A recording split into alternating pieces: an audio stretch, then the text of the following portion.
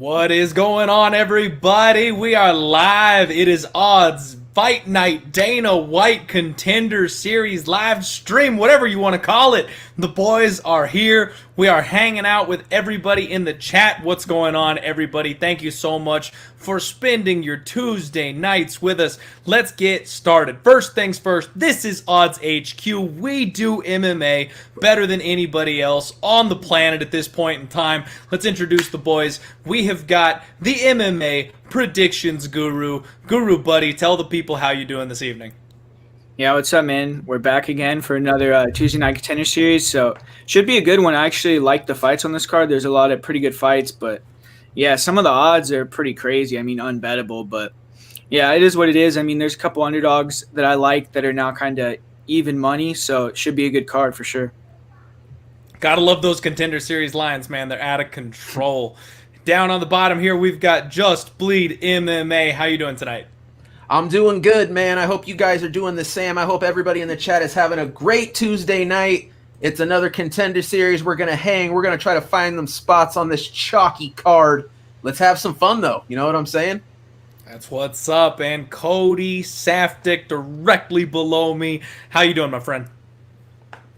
Yeah, absolutely. I got to agree with everybody else. We got 5 fights, which, I mean, seems like a UFC event these days, considering how many fights they usually have drop off. But yeah, we got 3 massive favorites, and we've got 2 very evenly matched fights that should produce a lot of fireworks. So at the very least, we'll get some entertainment. But I got a feeling let's put the right parlays together, get the right guys, maybe even hit a couple props and make this a profitable night as well. I like it. Let's get after it. And you all know my name is Clint. I'm the host of the Die Hard MMA podcast. I'm playing host here for the Tuesday Night Contender Series this evening. And full honesty for everybody this evening, I didn't have time to cap the Tuesday Night Contender Series. So this evening, I'm going to be flying by the seat of my pants and mostly tailing my boys here. Let's go ahead and welcome in the chat. We've got some great people hanging out with us this evening. We've got Maro Indiav, I'm butchering that last name. We got Gig, Chris Healy, and we got a whole bunch of other people. Zabel, Sosa, Midnight Blues, A. Miller, Chaz UBCS. Thank you all so much for hanging out with us this evening. We know the fights are kicking off here really quick, so let's go ahead and get this thing started. I'm going to kick it over to Guru because he's kind of our lead mastermind with the crystal ball over there for the Contender Series, buddy. Talk to me about this first fight. Yeah, this is a weird one. I mean, Alyashkov Kizrayev, he looks like a really good fighter, explosive, decent striking, but he really strikes to get inside, get the takedown, get on top. He's one of these Dagestani wrestlers, and he's undefeated, but he hasn't fought in a long time. This is going to be his first fight in the United States and his first fight at 185 pounds. So those are some weird things to look at, especially when he's a huge favorite here. But his opponent, Henrique, he looks like a pretty explosive guy. 10 finishes in the first round by knockout, so that's kind of his thing. I've seen that he has some line fights as well, which is like a kickboxing Muay Thai organization. So good striker for sure. So he is gonna have a chance, potentially to land a shot because on the feet, Kizrayev is explosive and pretty good, but a little bit wild at times.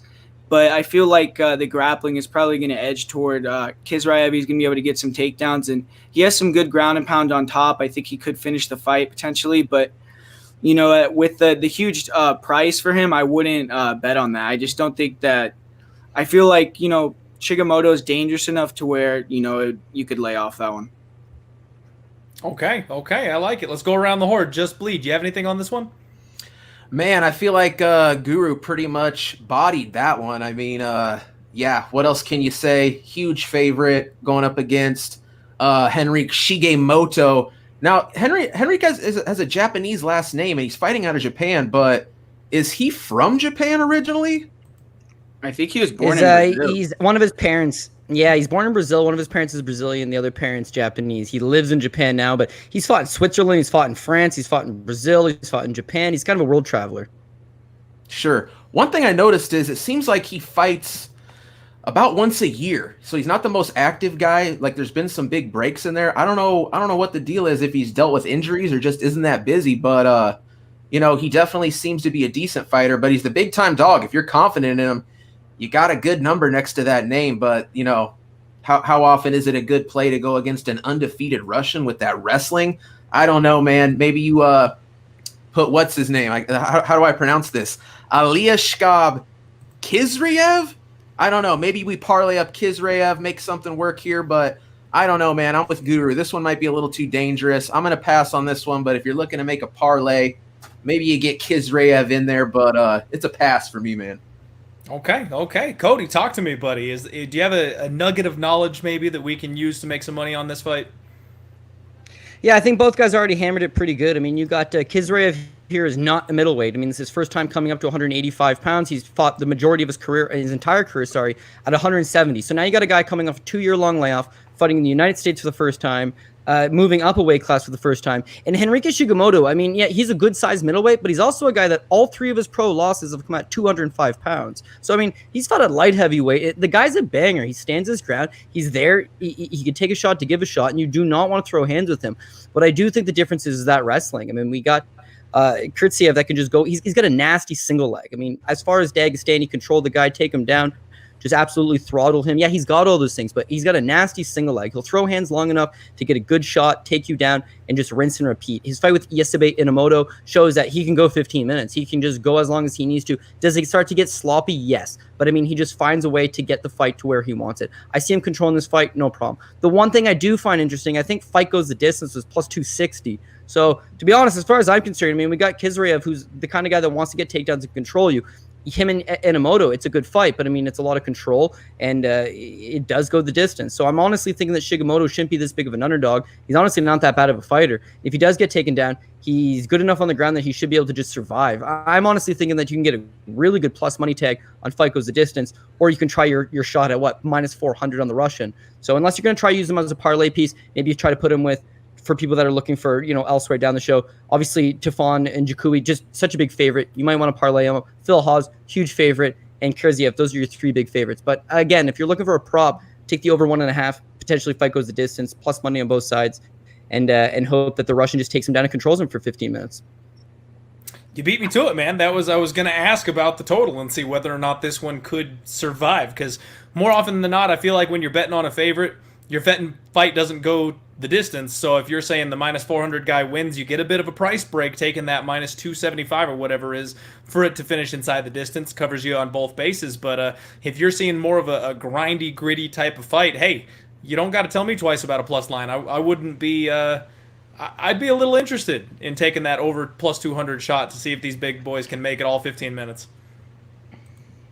Yeah, and then the last thing is just factor in him jumping up a weight class as well. I mean, he's a wrecking machine at 170 pounds. So now taking on the naturally larger man, it's going to be harder to complete those takedowns. It's going to be harder to hold him down. It's going to be hard to get off meaningful ground and pound or submit him without him trying to scramble back up to his feet. So it would be a lot of just use your technique, get that single leg, hold him down, control some of these rounds, win this fight. So I think maybe the added... Now, again, we got a guy in Shigemoto who fights once a year, just fights once a year all the time. So, I mean, it's hard to get a great gauge of how he's going to be coming into this fight versus somebody in Kurtziev that's coming off a 2-year-long layoff. And by the way, his last one against Husmar Pajarez, I mean, it's a shot version of Husmar, but he also grabs the cage like 4 times. Yeah. Or else he's probably really deep in a couple leg locks. For sure. So Yeah. I think that there's a little bit of grain of... He's a minus 400 favorite, right? I'm kind of thinking I don't mind that over to maybe just try to hedge myself out ever so slightly. But this is going to be an interesting fight. Definitely looking forward to seeing it. Okay. Hey, if I've got Husmar Pajarez going on my ankle, I'm grabbing the fence too. Let me just get that out of the way. Yeah. No kidding. All right. We have got 123 live viewers. Thank you all so much for hanging out with us this evening. So far, it sounds like we're all leaning to the favorite. We're maybe interested in the over or the fight goes the distance for this first fight of the night this evening. So go ahead, boys. If you've got any official action, even if you're just going to sprinkle it, let's let the chat know what we're on. I'm going to go ahead and I think I'm going to peace out. I think I'm going to pass on this one unless one of you has a convincing argument otherwise. Yeah, I'm not playing anything on this first fight. Yeah, I don't think I am either. I'm looking right now at fight goes the distance. It not bad, but I don't know. I'm a little bit concerned. I just feel like both guys do have the ability to get the other one out of there, but I don't know, man. Cody, maybe you can convince me. What do you got going on? What do you got going here, man? Yeah, I mean, hey, it's a Tuesday night. I like me some action. So I got Kurtsev. He's part of a few parlays anyhow. I mean, yeah, he's a big favorite. Yeah, he doesn't seem like the most trustworthy guy. And yeah, I don't agree with the price. But listen, we're doing a show on the Tuesday, 4 people in the chat on the Tuesday. I'd love to say we got some of these values when it was lined at minus 190, minus 220, but unfortunately that's not the case. So he is a part of some of the parlays for me, as well as I'm looking at that fight goes the distance. The one thing with Contender Series, you don't get all the props you'd like. So a lot of books don't have a readily available over 1.5. A lot of books also don't have Kurziev by decision. So as far as just the simple way of looking at it, fight goes the distance, plus 260. That's a big price tag. That's a big plus money price tag. So as far as, looking for an underdog goes, we know what we're getting self into. But that's the problem with these shows. These guys have fought a lot of the time. Just haven't fought great competition. So they get a lot of first round finishes, a lot of second round finishes. Now they're matched up together. These guys are durable enough that I do see it going 15. So I'm looking at that. And obviously, yeah, as I mentioned, Kurziev as part of a few other pieces. So yeah, wish me luck, guys. I love betting Dagestanis. Guys from Moscow, not so much. But these hardcore, either Chechnya or Dagestan, I do love me some of it. As much as him moving up to weight class, I don't love it. I weigh in, they're the same size, relatively same size. Sure. It didn't look like he had a bad cut by no stretch of the imagination. So first fight, would like to kick it off on the right foot. Let's get after it. Wish me luck. We're rooting for you, buddy. Hey, you know what? You talked me into it. $10 on fight goes the distance. I'll ride with you on that for a very small, just little funsy sprinkle for the evening. Hope everybody in the chat is enjoying hanging out with us tonight. Do we want to move on and talk about the second fight, or you boys just want to kind of shoot the shit here until the fight gets started? I was just gonna say, man. I mean, you could tell he's been training hard. He has 2 fucking black eyes already in the promo. All right. Well, you know what? That answered my question for me. They're starting to walk out here, so I guess we'll just go ahead and leave it for now. Dagestani handcuff incoming. I like that. Yeah, baby. Speaking of the Dagestani handcuff, how do we feel about our boy Chimaev getting back-to-back fights? Have you seen GM3's tweets about feeling a little disrespected? I was just going to say, the disrespect, the audacity is unreal. Tell me, guys, one other fighter you've ever seen that got 2 fights booked at the same time because it's just a given he's going to win the first. I can't think of anyone ever. Gerald Mearshart, I mean, could you imagine... What do you say to Dana White the next time you see him doing this stuff? It's crazy to me. I really want to hear what you guys think about this. I can't imagine, man. Like he posted a meme the other day of the dude going, "Am I a joke to you?" And I mean that's how else can you feel about it? They literally booked the guy another fight the next week against a more well-known opponent. Like they fully expect him to just run through GM3. I don't know how you're supposed to take that. Yeah, how else are you supposed to take it? You see it all the time in the regional scene. Guys have back-to-back fights booked, weekends apart, a month apart, a few months, but you never see it in the UFC where, yeah, these are supposed to be the best guys in the world. And Gerald Mearshart's got 30-plus fights. I mean, he's been there with a lot of top guys. I think he is severely outmatched. But, yeah, hopefully Chimaev is not just thinking, oh, quick payday on the way to Damian Maia, because this is the fight game. Anything crazy could happen, but... it's a tough fight for Gerald Mearshart as well, right? On one hand, it's crazy. The UFC, we want to push this Chimaev. We want to push him. Damian Maia, there's the fight. There's a fight. Well, why the stop off? When they first announced Mearshart, I was like, okay, they're taking the slow route. And then a week later, they're not taking the slow route. Like, I don't know which direction. But either way, yeah. If we think Chimaev's the real deal, we at least get to see him twice back to back here again. One thing I'm thinking about, too, is the Damian Maia fight. Isn't this supposed to be Damian Maia's last fight? What kind of send-off is this, giving him this Chechen how'd they get monster? him to agree to this retirement fight? That's just... It's well, incredible. Here's another thing.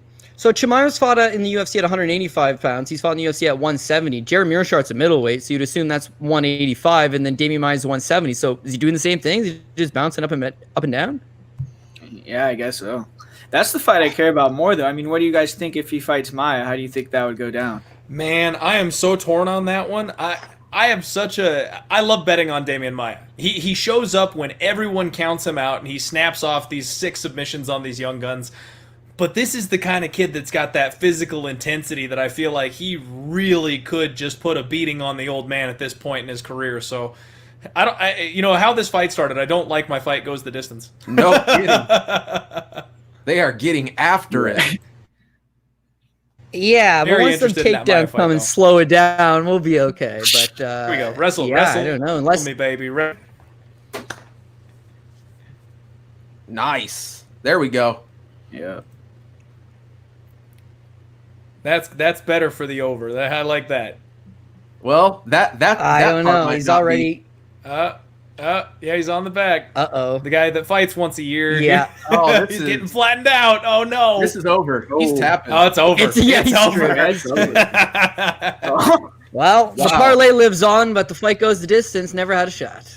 Wow. Well, and that's why it was only $10. No He just doubt. got a contract though. Shit. Whoa. Hell yeah, he got a contract for that one. for sure.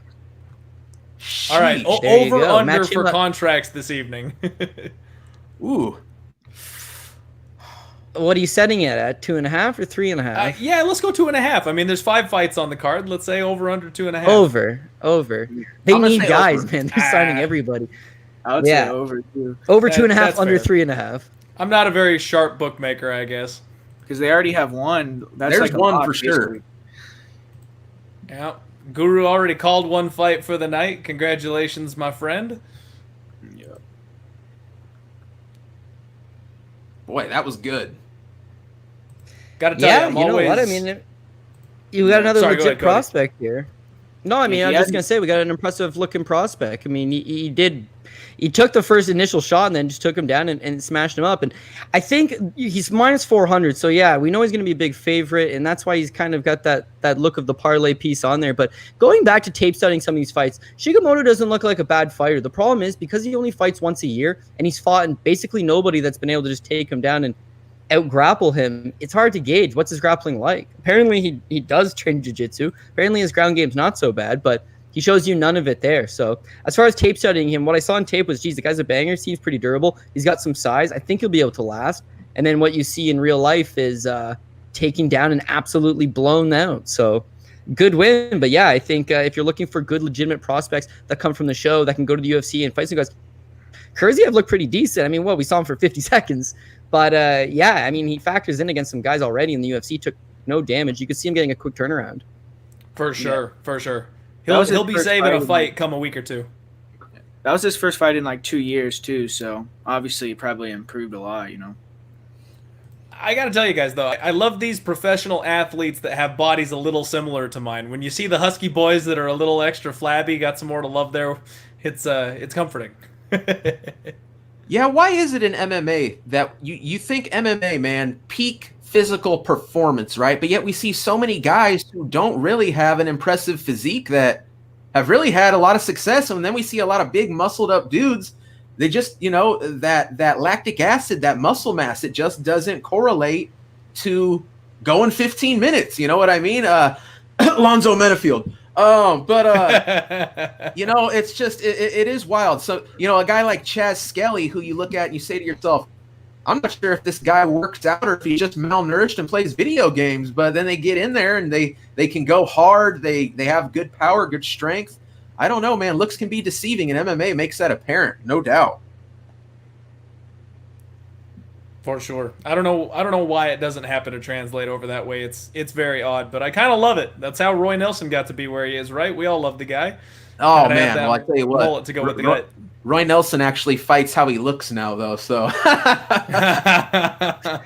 He's also All in his right. 40s, right? That guy's Yeah, fought all the greatest power punchers in the history of power punching and has somehow lived to tell the tale. But you guys are American. Who's that great American wrestling hero, Rulon Gardner? Like, guy does not look like an athlete in the slightest bit, and then goes out there and defeats the greatest Olympic wrestling, just Russian thrashing machine of all time. You see the picture next to them, and it's like, oh my God, how'd Rulon Gardner pull this off? Years later, he's on like The Biggest Loser. He just kept getting so big. But yeah, physique ain't everything, baby. It's what you got on the inside of that chest, that heart. And yeah, I mean, you got to have some technique along the way as well. But yeah, going back to muscle, I think it always just goes back to that old saying that the more muscle you have, the more oxygen it takes, right? So you can be ripped up and shredded in fantastic shape, or you can look like Nick Diaz, right? Nick Diaz is out there running triathlons, right? I mean, he can swim, he can bike, he can run, he can kind of do it all. He's a guy that's fought and deep into rounds and just doesn't look like he's slowing down. You would assume that those muscle bound guys are the way it is. And when I was younger, I thought, geez, Sean because as ripped up as they get, and he never slows down. But then it turns out he's on EPO, so that was a little more explainable. But nowadays, if you want to have that muscle, it's very tough to keep it going. Absolutely. So you brought up Nick Diaz. You guys got any strong opinions on the current developments? I would like to see him fight. If he fought Dan Hardy, I wouldn't mind that. That would be cool, I guess. You know what? That's some excellent matchmaking, Guru, because they don't throw Nick Diaz to the top 5. Don't throw him to the top 10. He's a fan favorite. He's old now. He's coming back after 5 years of not fighting. The last thing they need to do is push Nick Diaz towards a title immediately. Dan Hardy would be a good fight. Give him Mike Perry. Like, give him another like slugger that's just gonna engage in his style. If they give him anybody with half a brain that takes him down, the return of Nick Diaz means nothing. Yeah, it just depends. Like we don't really know what Nick Diaz has been up to all this time. You see videos of him training, but you also see videos of him just absolutely whacked out of his mind. So yeah, he needs a feeler of some sort. When you're such a big name like Nick Diaz, it's hard to be like, okay, well, here's a tune-up opponent. Dan Hardy has the feel of a tune-up opponent, but also just a big name. He's also similarly has a long layoff. He's a former welterweight title contender, or challenger, I should say. He's fought George St. Pierre. He's been at that same high level of Nick Diaz. And because they both still have a name, a good reputation, but just shouldn't be fighting top-end guys in the division. That fight makes a lot of sense. I think the Robbie Lawler fight makes a lot of sense. Everybody and their mom seems online to think that Robbie Lawler is just absolutely washed, but the fight's got some good history there. Robbie Lawler versus Nick Diaz 1 was a big shocker. It was a very fun fight. It was fan-friendly, and I think that you run that back, and that's a good time too. As far as people want to see him versus Masvidal, or people want to see him versus Michel Pereira, or even to your point of Mike Perry, like I just don't know that he should be fighting someone right out the hop that has been competing 3 times a year the last few years. Like, if anything, like, how we just saw this Russian, Kurzaev hasn't fought in 2 years. There's a lot of guys that just have these lulls, have these layoffs. Maybe find him someone likewise who hasn't fought in a year. Someone has to have a name. I think your 2 front runners are Dan Hardy and Robbie Lawler, or Carlos Condit. Run that back again. It was a fun fight the last time. I thought Nick Diaz won the first time, is what it is, but Carlos Condit shot to bits. So run that fight back again. I don't want to see him take on a top contender. I don't want to see him take on Mike Perry, only because even though it would be a fun fight, Mike Perry doesn't deserve it. You don't go from punching out some guy in wherever the hell he was, Outback Steakhouse, and I think he was in Florida or Texas, sorry. You don't go from that to fighting Nick Diaz. You don't get that big fight, right? You don't go from fighting Mickey Gall to fighting Nick Diaz. You don't get the shine of beating Nick Diaz. And you know what? He could beat Nick Diaz. I only say that because I just don't know what Nick Diaz is coming back. Let him come back. Let him get his feet wet. And then, hey, if he's the fun Nick Diaz that we remember, sure. But if he's mid-30s Nick Diaz, hasn't fought in a while, hasn't won in 9 years, 7-7 UFC record, mostly just known for talking shit and getting good stylistical matchups, yeah, maybe we're getting too excited for something that we don't quite know what the product's going to be. So, yeah, for my money's worth, Dan Hardy, Robbie Lawler, somebody fun like that, Carlos Condit again. Don't give him Neil Magny. Don't give him Michelle. Oh my gosh. Don't give him Jorge Masvidal. Don't give him Leon Edwards. Please no. Don't Please give him no. Leon No. Edwards.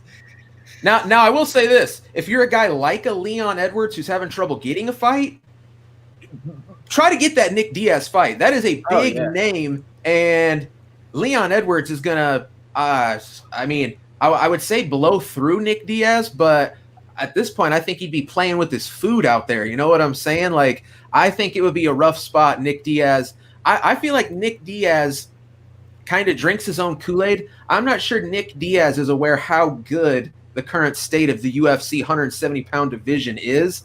It's a guy that hasn't won a fight since he was 28 years old, and he's 37 now. Like, that factor alone is just too much for me to get over.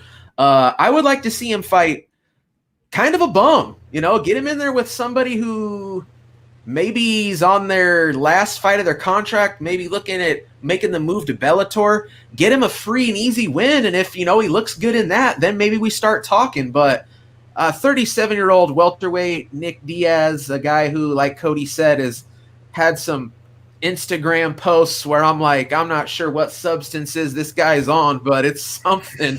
I'm a little concerned. I'm honestly shocked to see that he's even thinking about a comeback. So, Guru, we gotta jump on this next fight real quick, boys. We gotta break down this next one. Guru, kick us off real quick. Let's talk about this next fight so that people have some action if we can dive in on it. Yeah, this is a good one. We got two strikers here. We got, Leo Mana. He's more of he controls the distance better, throws a lot more kicks. Or I don't know about controls the distance better, but he just tries to play the range game, throw more kicks, stay on the outside, pull counters, straight punches. And Draco Rodriguez, he's a guy that, is a pro boxer as well. He has a few pro boxing matches.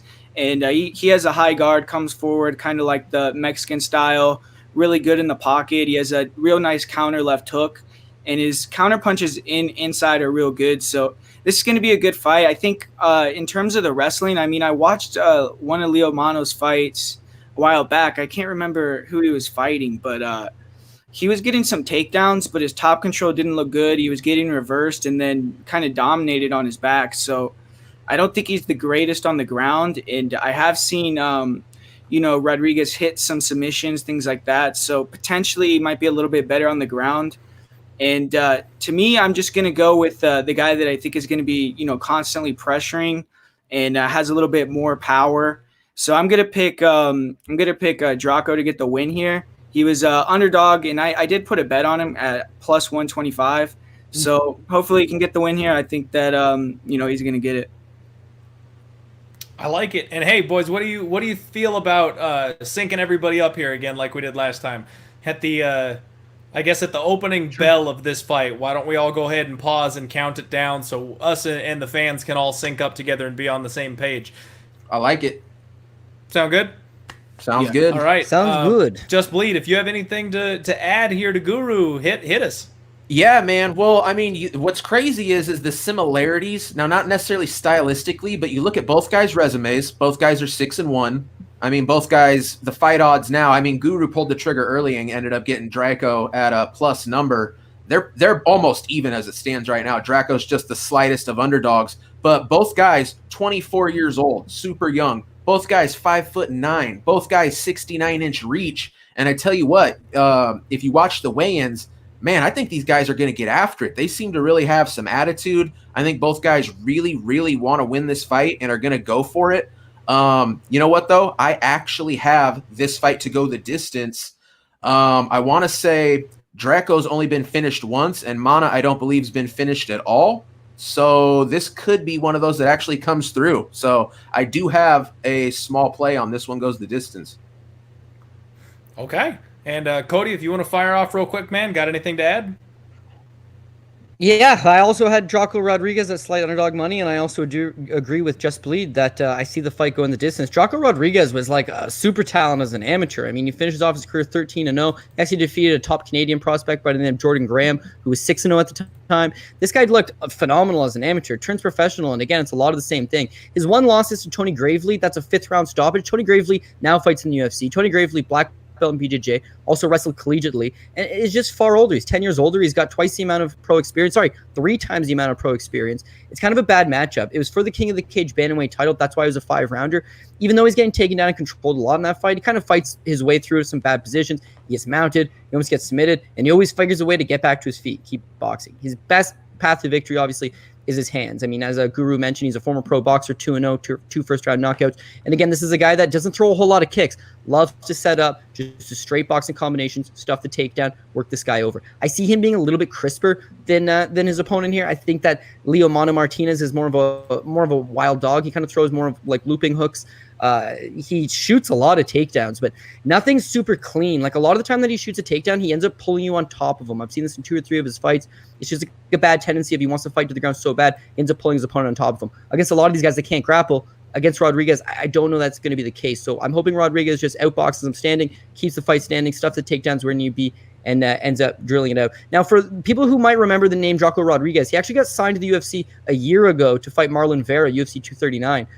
He had a King of the Cage contract, so they nixed it and were like, nope, we're not letting you out of your contract. That's right. Seriously hurt him. But at the same time, he's 22 years old at the time when he gets off of that contract. 24 now. This is good for him. This is Terry Trebilcock. He's the promoter for King of the Cage. These are his own words when he says no to Rodriguez fighting the UFC. He says, this kid is not ready for the UFC. Trebilcock told MMA Junkie. He's 22 years old. He's got a handful of pro fights. He could be very, very good. He's one of the best boxers I've ever seen in MMA at this point. His wrestling is decent. His jiu-jitsu is terrible. So the problem is he has the ability to get away, but he has no offensive jiu-jitsu. Again, this is a kid that's going to just grow and develop. So I think he's gone that. And yeah, I have him here. He was pretty well slight. It's basically slight favorite. He was slight underdog. Let's just call it a pick 'em. I think that he's the crisper boxer, and I also think that the fight could go the distance. All right, everybody, wherever you're at, go ahead and hit pause when we hit 0 minutes at that opening bell, and we will all sync up here. And I'm basically tailing my boys here. I'm on Draco as well for a half unit. Is everybody paused? Or are we all set? I'm paused. Let me know when we're ready. Guru, you paused? I'm still like 1 second. I'm seeing Mark Audit right now. Okay. All right, I just paused it. Cody, how you looking? I'm ready when you guys are. Yeah. All right, 3, 2, 1, play. We should all be on the exact same page and ready to rock for this fight. Beautiful. And it sounds like Okay. we're all cheering for Rodriguez. Woo. Yeah, Rodriguez is the Well, second next piece of the left. parlay. I like His it. boxing's looking good. Definitely. Yeah, hands are looking good early.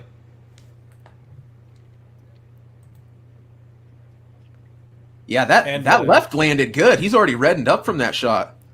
Yeah. I don't know what it is, man. The hands on pro boxers, it's something else. They're so fast. I sparred with a kid one time that I had a good 100 pounds on, and he just absolutely wrecked me. And it was some of the hardest punches I've ever felt. So, I mean, they just have something else when they hit. Yeah, Yeah, Mona's trying to Draco attack. looking very good right now. Mona's trying to attack the leg. Yeah, Draco's gonna watch out. Yeah, I don't know if I want him following to the mat there. Well, I'm not a big fan of Mana on the ground, really, but Okay, that makes me feel better. No, that's the thing is that Mana didn't mind taking guys down and working them over, but his game is just kind of that brawling. Baby. oh shit, That was close. Get the was triangle, close. get the triangle, get the triangle. Maybe I shouldn't be talking. Uh-oh. Whoa. That's what I'm saying. I didn't want him going to the ground. Now he's on his back. Oh, Draco's going And for now the he's locking in the triangle. Okay, all right. Yeah, that's tight. That's tight, That's man. locked in. Oh yeah. That's Gotta be tight. over. He's not going for everybody anywhere. are a He's little not bit going long. anywhere. Behind so we could be on the same page. I can't believe he hasn't tapped Yeah, already. I would Pull on the say head, pull on I would the say head, this pull on the fight's head. not going the distance, but I'm feeling It's good not about looking this like it, is Draco it? play for sure. Pull on the head. No, there's no space in this. He's got short little legs on him. There's nowhere to escape. How is he He's gonna standing in a armbar. triangle? He's gonna go He might armbar. turn You into get an less, armbar. yeah. You just get less and less air, and then you get desperate. And that just doesn't seem like a good plan, man. I've defended triangles before, and standing up and carrying my opponent's body weight while trying to get out of it just doesn't seem like the answer. Man, he might just go out, man.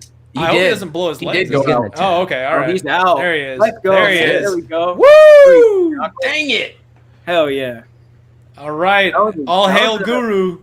Yeah, that was a fun fight though, man. Leo That was a Mano really good got the fight. armbar. Draco looked awesome. Yeah, you know what? I think we all cashed These in on fights have that, a right? collective. Yeah, we got a collective time of like 2 minutes worth of fights, but it's been good so far. That was sick though. Yeah, like Touch is saying, he had the omoplata escape to a triangle, and he hit it. That was cool. Pretty slick. You know Hey, what? It that, looked like he jumped on it too. Yeah.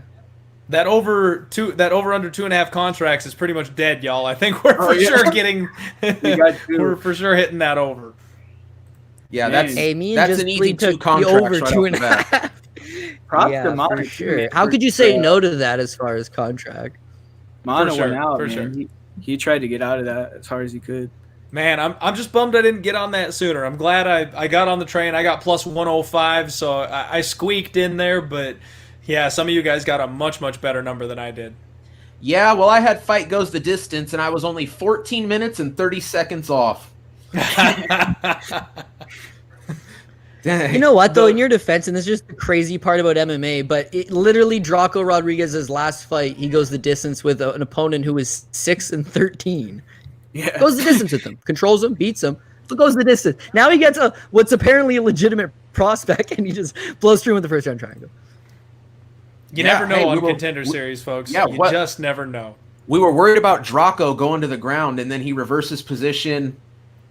Does he end up on bottom again, and then just locks in the easiest triangle? I mean, I don't think Mana ever fought the triangle. He kind of just thought he was going to pull out of it or survive. I don't know, but man, impressive stuff from Draco. He's definitely getting a contract. Yeah, I don't Yeah, know why. for sure. If he was gonna lift him up, he should have I know it's not good defense to slam somebody, but if you're gonna lift him up already, I mean I don't know what the point of it. What else are you doing? What Yeah, like just know? try to slam him at that point. I don't know why you would just lift him up and then just go back down to the ground. For sure. All Yeah, what I right. like Well, though hey, too, as far as us being able to use this fight to tape study in the future, I mean, Draco showed us a little bit of everything. As long as the fight stood standing, man, his hands did look good. He is a legitimate professional boxer. I was impressed there. Fight hit the ground. Kid's got grappling chops. Kid's able to transition to that triangle after getting himself in a slightly bad spot. It's like, okay, this is something you can work with. Here's a guy, again, only 24 years old. At least he showed you a little bit of everything, and that's why he deserves the contract all day. He's more well-rounded than maybe some people gave him credit for. Nice. Alexander Like it. Ryan scored.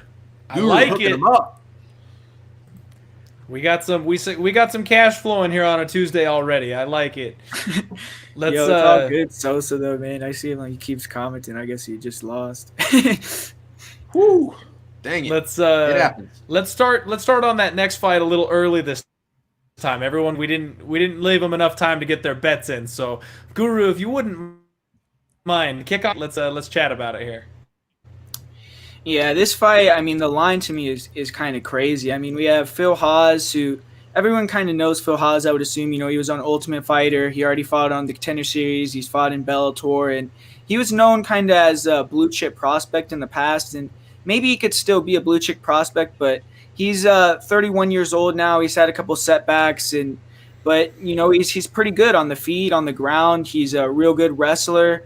He's a finisher. So he's someone that's has promise. He's very athletic, and he's going to be facing a guy, in my opinion, in Bestiev that I didn't think was that good. I mean, he's huge. He's 6'6", and he is pretty athletic. I mean, he'll throw a lot of spinning attacks, high kicks, some decent punches. So he's dangerous. I mean, if he can connect with one of those, but doesn't really have great composure, doesn't really have great distance control. And when he fought a couple guys like Blake Troop and Alonzo Menefield, they took him down, and he kind of just quit a little bit. He got punched in the eye against Menefield and then tapped out, or there was an injury or something. And then against Troop, he kind of just turtled up a little bit. So that's something you don't really like to see. But I mean, what he has been over here, and I've noticed he's trained at American Top Team, Kings MMA, AKA. So I mean, he hasn't fought in a while. He is a big 6'6" athletic guy. So I think the line is kind of,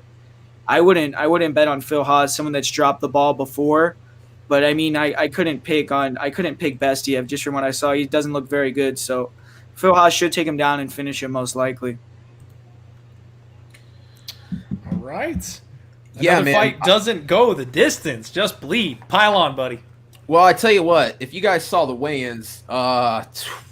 Bestayev, this dude is huge compared to Phil Haas. I mean, so tall. Now, don't get me wrong, being tall isn't necessarily the best thing. Haas could come in there throwing some high hooks, catch him on the chin and knock him out. You know what I'm saying? But man, Guru touched on it. I mean, this is a guy that's 7-2. He's lost 2 fights in a row, and he's a minus 500 favorite. Like, come on, man. That's just ridiculous. I mean, I would like to be able to put Phil Haas maybe in a parlay with what's his name? Nchukwu, is that it?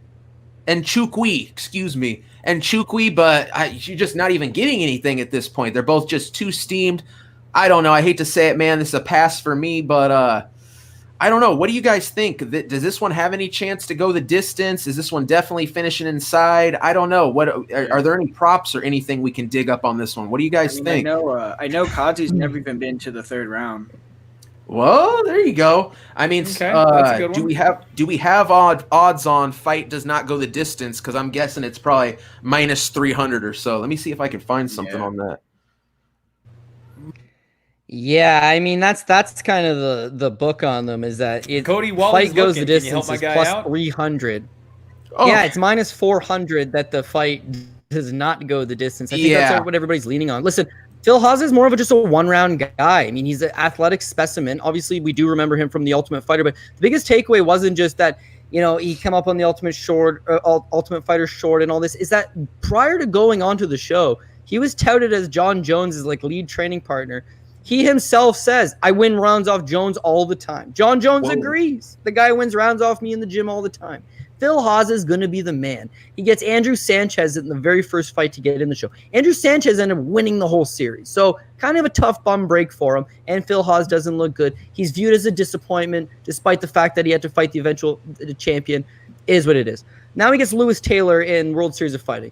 Lewis Taylor, by the way, the guillotine choke is Lewis Taylor's move. Do not mess with Lewis Taylor's guillotine choke. That is his move. Phil Haas has a good first round. Unfortunately, he falls into the trepid guillotine choke by Lewis Taylor. Now, Lewis Taylor goes on to win the PFL $1 million tournament and win $1 million. So Phil Haas lost number 1. It's an exhibition. He loses to the eventual champion of the season. Loss number 2, first pro loss. Lewis Taylor wins $1 million in the PFL tournament. Loss number 3 is for contender series fight against Julian Marquez. Julian Marquez ends up getting signed to the UFC and doesn't look great, but at the same time doesn't look bad. I think Phil Haas has fought good guys. I think Phil Haas is a one-round fighter, but at the same time, I mean, his losses are competitive and his losses are to legit fighters. Bestayev, meanwhile, he's blown through very low level, and when he fights at that mid-level, he's also getting blown out. A guy that hasn't been in the third round, guy that either finishes you quick or he himself gets quick. But the biggest thing is that 6'6", it's imposing. Wouldn't want to stand with this guy. Maybe he's got that power. Looks like he could be a big physical threat. First of all, Russian from California.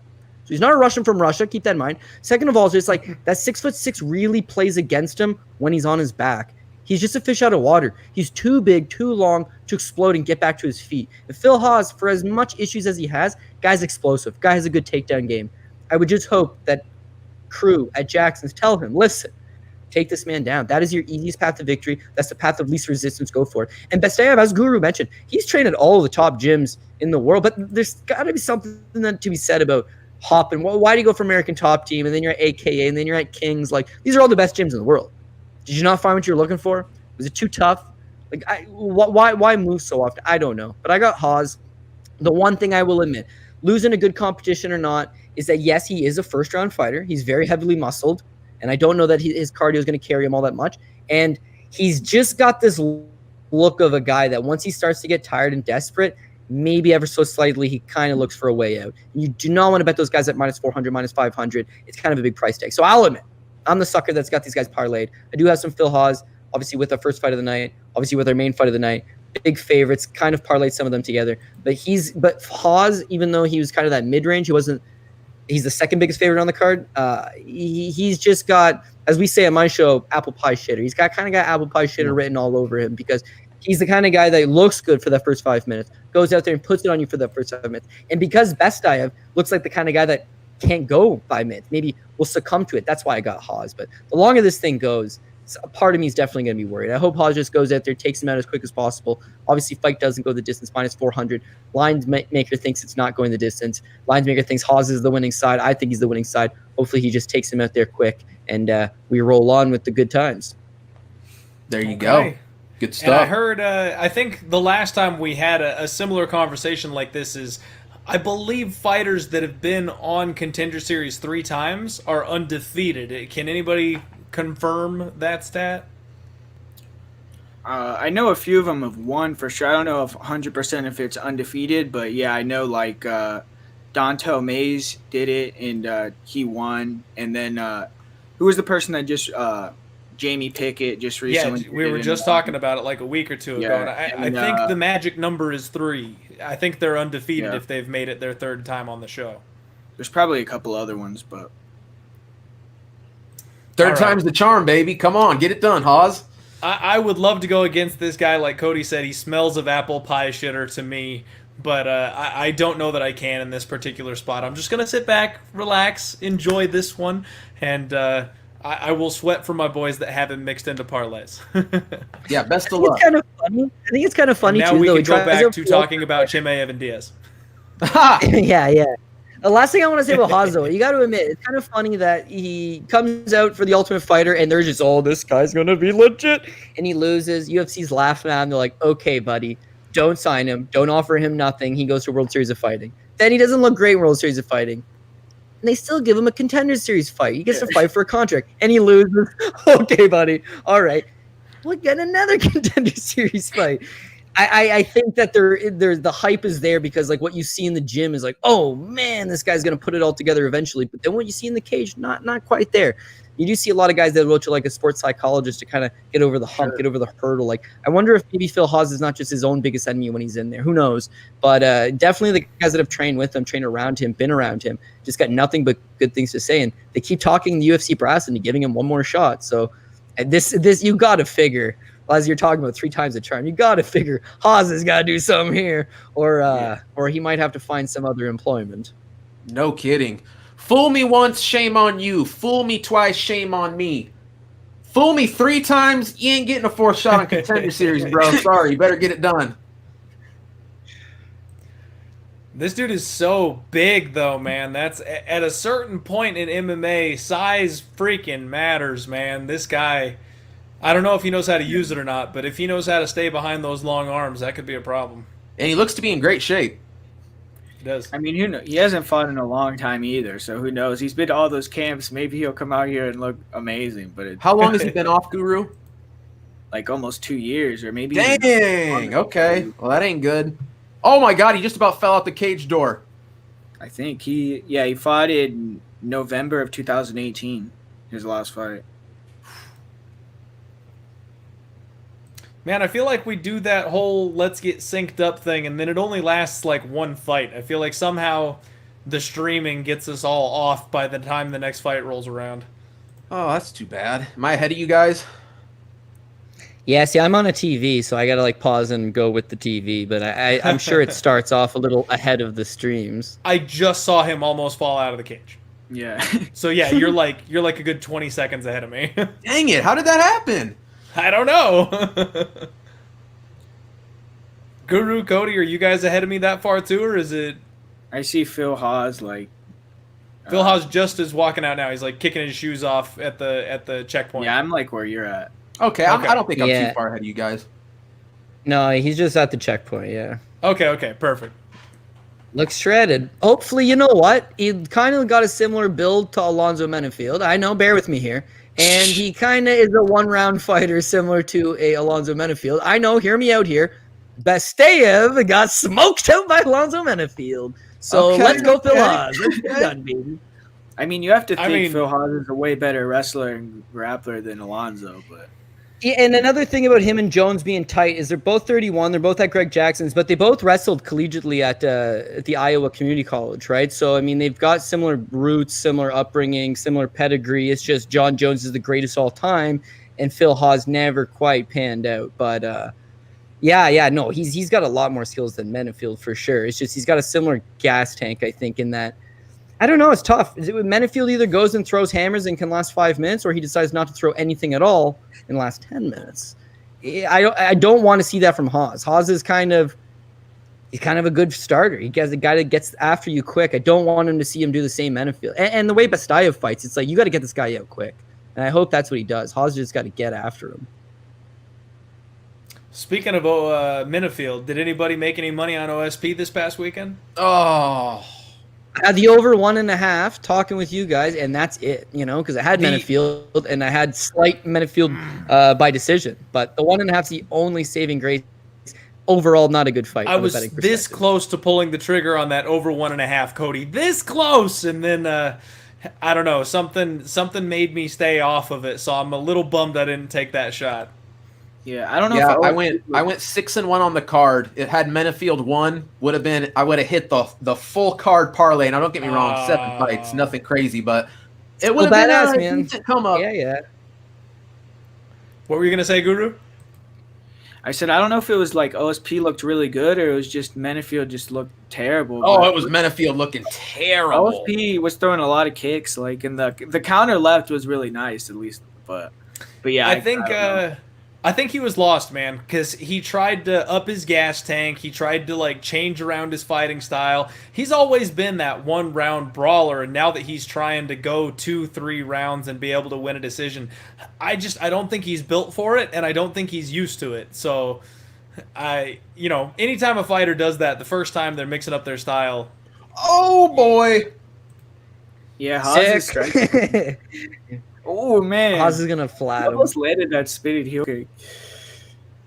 Man, I was his gonna say, legs butchered up. Should we have bet the Once dog he can't here? move. No way. Haas is gonna run through him. Yeah, I mean, he's just throwing these wild kicks. They look good, like technique, but it's like he doesn't set them up at all. Right, but you know what? Once Oh. best boom, Oh. boom. Oh, he's Oh, out. yeah. Oh yeah, Oh. yeah. You know what? The I leg got kicks there. just Bestev now can't move. Now he's a sitting target. Woo! That'll be 3 contracts Wow. at least tonight. Yeah, Three At contracts. least. Holy cow. Damn, that That was the a lot longest like fight. Alonzo Metafield versus Bastayev. That was the longest fight. It was only like a minute and 30 seconds. It was that long? Yeah. I thought we've got through 3 fights in a minute and 30 seconds. Dang, these fights have been quick tonight. Yeah, man. It's less than a round worth of fighting, eh? Woo. I think.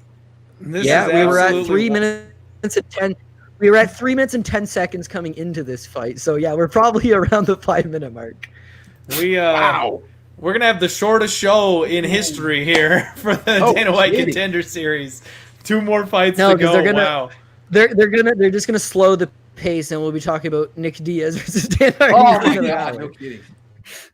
We got 20 minutes to kill here, boys. Yeah, let's talk about this weekend's card. No kidding. Wow. Destructive. Well, that's the They're Phil not messing Haas. around tonight. Wow.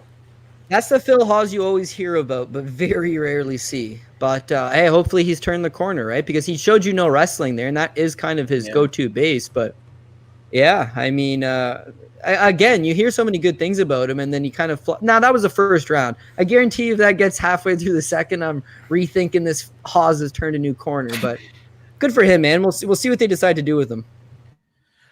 You could Anybody fight. have any action on this next one coming up? Cameron Church, Sherrard Blackledge.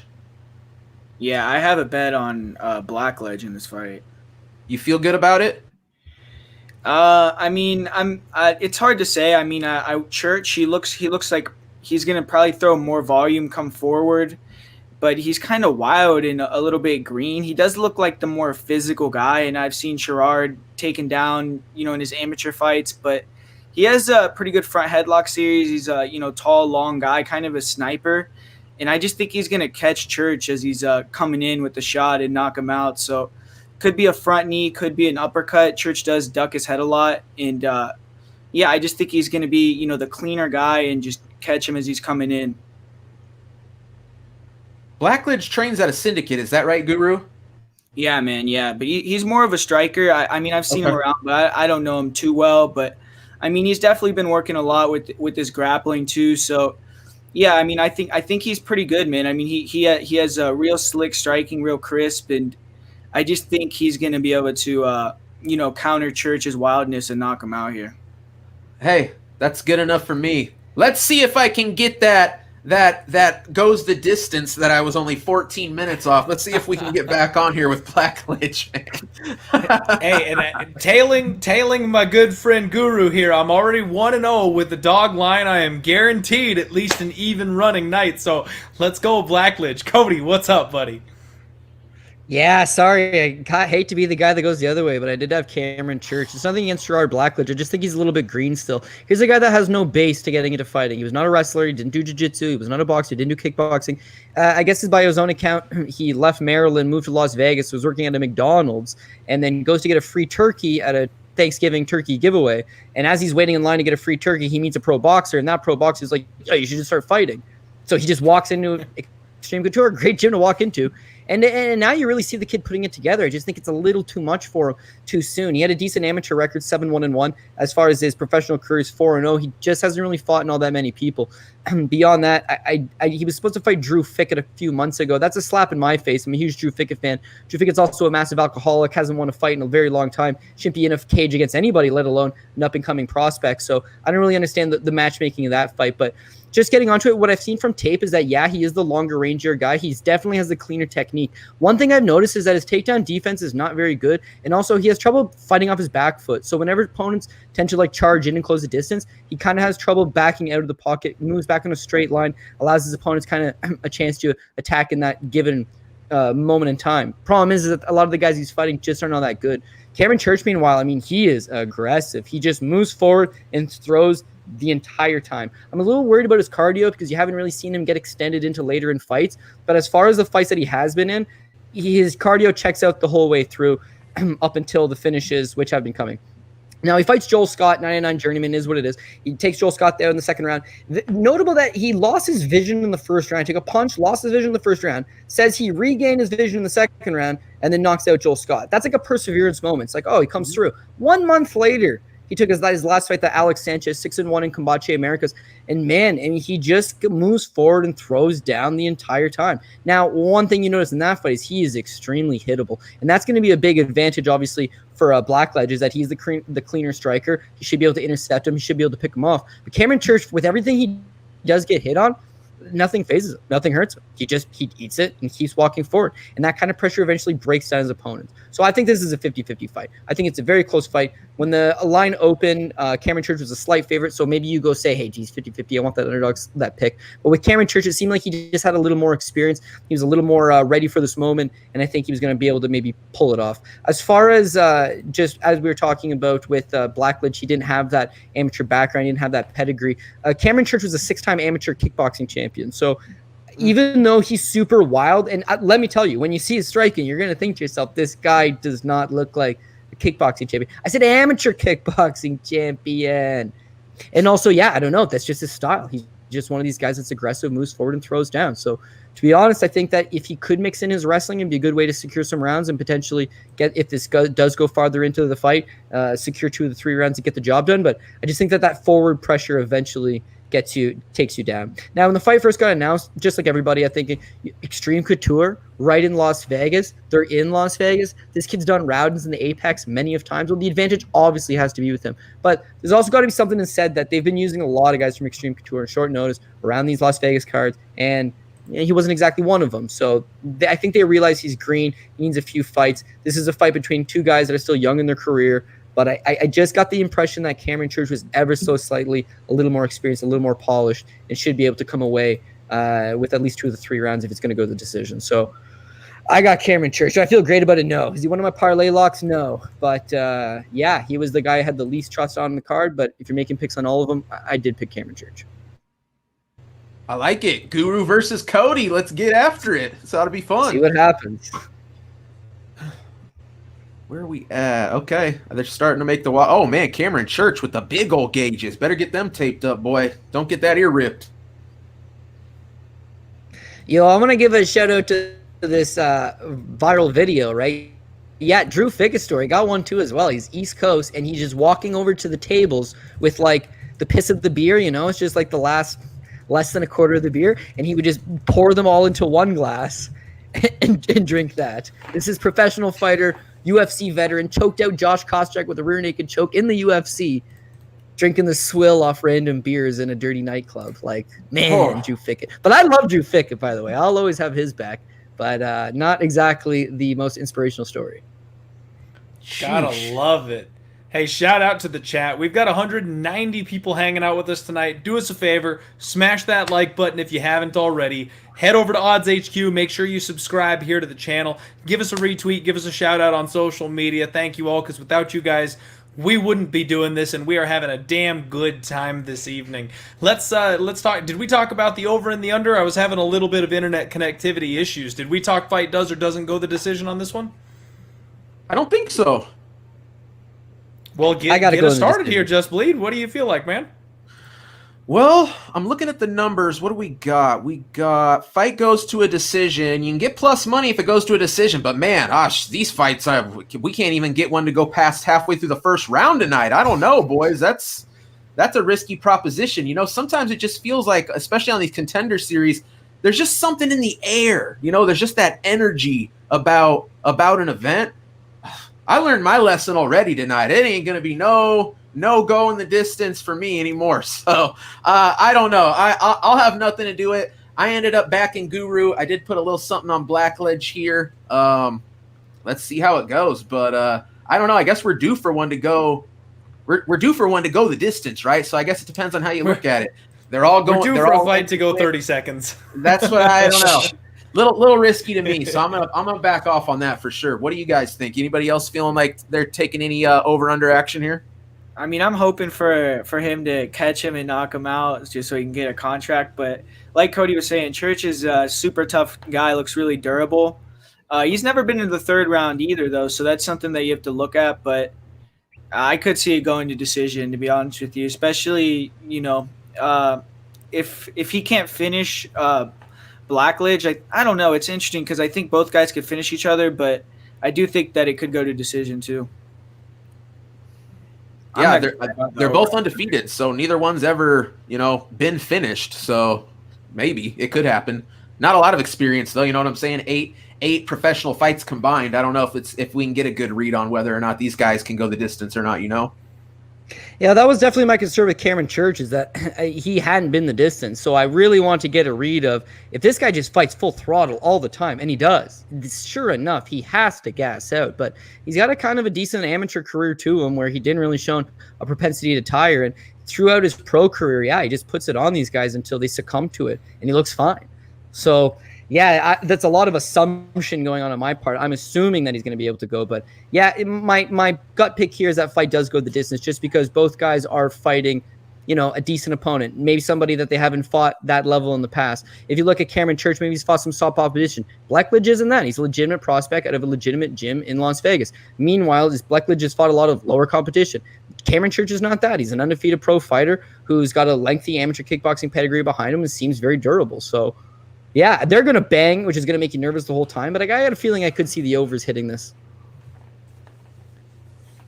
I just got a feeling this is going to be a really action-packed fight. Fight of the night, because the other one's been so quick. I think this will be fight of the night because they'll actually both fight. It'll be competitive. Hey, I don't mind a short night at the office, but at the same time, I love my MMA. I want to watch some fights. No kidding. The pacing's been pretty good, though. They haven't been killing time. Yeah, they're just going right through it. Yeah. I'm really glad that they haven't done that, man. The more I think, the more the UFC does this, the better they get at it.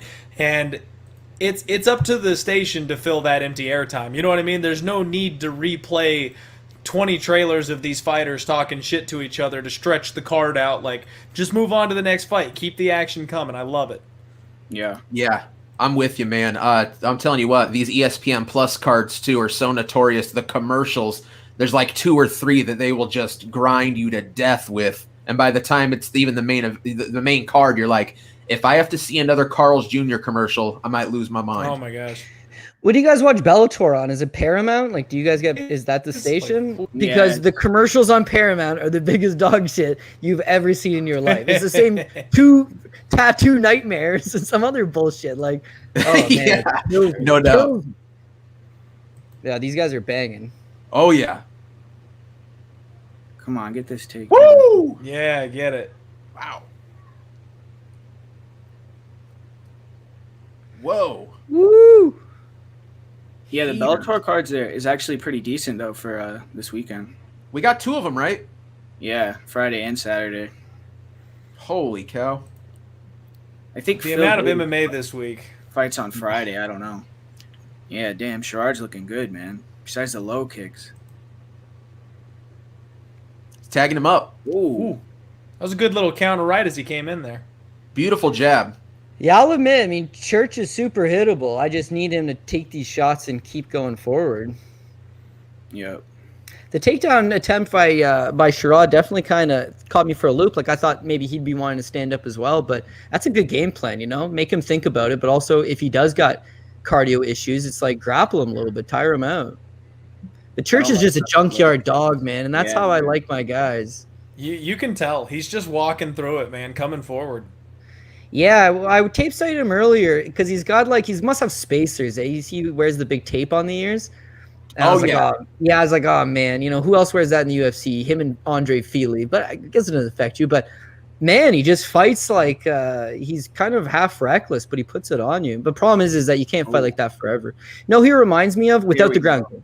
No ground game, but reminds me of Jared Gordon. The problem is Jared Gordon could take an awesome punch for a long time too. Eventually someone cracks that chin and then it's gone on you. Your fight style becomes a little obsolete. Yeah. Well, you like your junkyard dog fighters, Cody. Are you betting Brock Weaver with me on Saturday? You know what? I saw you put that out, but like I got something against Weaver. Like I can't bet him. Can't bet him. Won't bet him. Watched him for a long time. Barely squeaked out a win over Crazy Horse Bennett. He's big and strong for the weight class, but I just don't know that he's the most. He can't really make adjustments on the fly. Like he's got to have it going his way. He's lucky to pick up that DQ win because he looked awful. His next time out didn't exactly look great, and now we're getting slight dog money on him, so we're gonna bet him. Like I don't know. Plus, didn't he? Isn't he a guy who got dogs to fight? Like, I can never cheer for these guys. Oh, man, you went there. You're right. I don't the Mike Vick of now for me, though. Right, exactly. It's a touchy spot. I got dog. I love that dog. Gotta tell you, I try to separate that kind of crap. You know, I can't cheer for him as a person, but I would have gone broke a long time ago trying to fade John Jones if I just bet against people I didn't like. I hear you. And like I bet, right, we've all bet Hardy as well, Greg Hardy. It's like, exactly. You don't have to agree with the guy but you get a good line. It's like, okay, I could be talked into this. You know, for me, I think the thing is that Camacho breaks. And Brock Weaver is the kind of guy that just doesn't stop. You know what I mean? If Camacho can't get him out of there early, Brock Weaver will never leave his face. In rounds 2 and 3, he will keep coming. And I think Camacho is the kind of guy that will wilt under that. I just think it's like the perfect spot. It's like the only spot that I could ever bet Brock Weaver with this kind of opponent. I think Camacho, it comes down to like confidence. Like sometimes you see him in there styling on guys and he's not getting tired, but it's like he's having his own way. It's just like target practice at the gym. And then you see guys like give him some resistance sometimes and he crumples right over. My only thing with Weaver is that technically speaking, Camacho, much better striker, heavier hands, just cleaner technique. And he's also a BJJ black belt. So like Weaver does get this to the ground. I think Camacho's out of water. Weaver does have a little bit of size on him. He will wear on him. It's a good fight. Man. Good fight. He went out to ATT too. Weaver finally stepped up to a legit gym. So, and I was going to talk about that. I mean, you guys little thing for me that if he notches up, yeah, you guys think we're going to see some growth in Brock Weaver going to ATT, or do you think it hasn't been enough time for us to see a big leap up in his ability? I don't know, man. I mean, I'm just not a big fan. I don't think Weaver is that good at. I'm with you. I just. Like his base is boxing, right? But I mean, I thought Roberts like outboxed him easily. So, but I don't know. Roberts just outclassed him in every way. I mean, I think Roberts whispered in his ear after finishing him, you know, that was me at like 50%. You know what I'm saying? So that was a bad fight for him. There's no. You can't compare those two. Sure. I don't know. Yeah, you're right. I thought Roberts fought super emotional. He got emotional at the weigh-ins. He got in there and just went right at him. Like I thought Roberts could have honestly fought a much smarter fight and maybe even looked better, but he kind of got dragged into that like he wanted to go. Camacho, like I don't know. You don't want to stand and throw bombs at Camacho for too long, but yeah, just the way Jane's put him down, he falls into the category of untrustworthy at this point, especially against large opponents. So I would have to say that, yeah, dog play seems very reasonable, but I am not a Weaver guy at all. Like, I find it hard to pull the trigger on him at any price, but we'll see how it matures and where it ends up closer to fight time. Yeah. I tell you what, I knew I'd be so far. If Blackledge was smart, though, man, he'd just be working those takedowns over and over. He had a lot of success with that early on. Just touch and run and pull him in. Oh, whoa. Man. Okay. He's having no problem with the takedowns now. He's lighting him up on the feet, though, man. Church has a crazy chin, dude. He was like landing clean punches on him, man. Church's chin is solid. Yeah, Church can take it, but I'm gonna have to say first round goes to Sherrard. Sure. Oh yeah, for sure. Cleaner striking, got the takedowns. Definitely finishing the round on top helps. You got to think so. Ooh. He just gunned him one in the groin, but outside of that, yikes. That was a big one, too. that was like a full Muay Thai plum, big old clinch, wind-up knee. Yeah, I'll admit, we're talking about Church's chin. Blackledge is taking some solid punches, too. And he looks no worse for wear. The kid's actually got a good chin on him as well. These are two, like, this is a competitive fight. Even though they're swinging, you can see it go in the distance just because they're actually well matched. The first three fights on the card, it's like, it turns out they were mismatches, and as such, they lasted not very long. Oh, that like skimmed it. That was like that probably hurt. Man, it's almost worse when the cup yanks. Like, it's there to protect you, but if you, like, twist it or something, yeah, not a good look. Man, I'm hoping to see Church start to slow down. You know, Guru. You never I see feel people like, slow down after a nut shot. Yeah. You know, I think Church is slowing down a touch. Blackledge He seems to have a tends to pretty get good gas tank sloppy. on him. Oh yeah, you know what? I'm actually really impressed with Blackledge's gas tank. Like, because this is a high volume fight, right? They're out there slugging it. Plus multiple takedowns on his side. Like, man, those head kicks from Church are dangerous, though. He's throwing them. Definitely. Blackledge's head head movement kick is from- so good from right now, Blackledge. though. He's seeing everything. for a guy that's only 4-0, yeah, he looks pretty smooth, pretty competent in there for sure. Yeah, he looks like a beast tonight. Yeah, honestly, for both guys being 4-0, I Ooh, mean, body even shot. though, you know, Church probably isn't winning the fight right now. Ooh. Man, I like That shot. the tenacity at only 4-0. You know, I can see him in the Ooh. UFC at some point. Oh, Those man. clinch knees against the fence. Come on, baby. Take his ass out. Come on. Man, Church just keeps coming forward, too. They are setting a pace. Yeah. These guys are throwing See, down. this is You know where- what? Does You wouldn't. the guy take the beating eventually? Got him he back. nudged. Break time. They need a breather the way they're going, man. Yeah, that's fair, man. Right. I need a breather the way these guys are going. Holy. We got to see how it plays out, but I wouldn't, from what I'm seeing right now, I wouldn't hate both guys getting a contract because there's a lot of fun fights, clearly. Do you want to let Church go to another organization? Like, just Sure. bring him in, let him Yeah. fight somebody. Man, How many these times have guys we seen both development guys in a deals. fight get the call up? Have we seen that in Contender Series yet? The losing guy get call up? Oh, yeah. A couple times, right? Yeah. On short notice or something like that. You know what I mean? They'll let him fill in. Sure. But I don't know, Bleed. I don't know if I've ever seen someone like lose and then they got the contract on the same night, though. I don't know if I've ever No, seen they'll get the invite back to like another episode of Contender Series, but I don't Yeah. think we've ever seen the loser actually get a contract.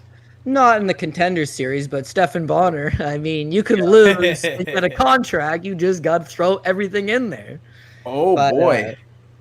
the takedown game for Blackledge, it looks like it's the difference between eye stuff. a stand-up war. They're both fairly Yeah. evenly matched stand-up. There we go.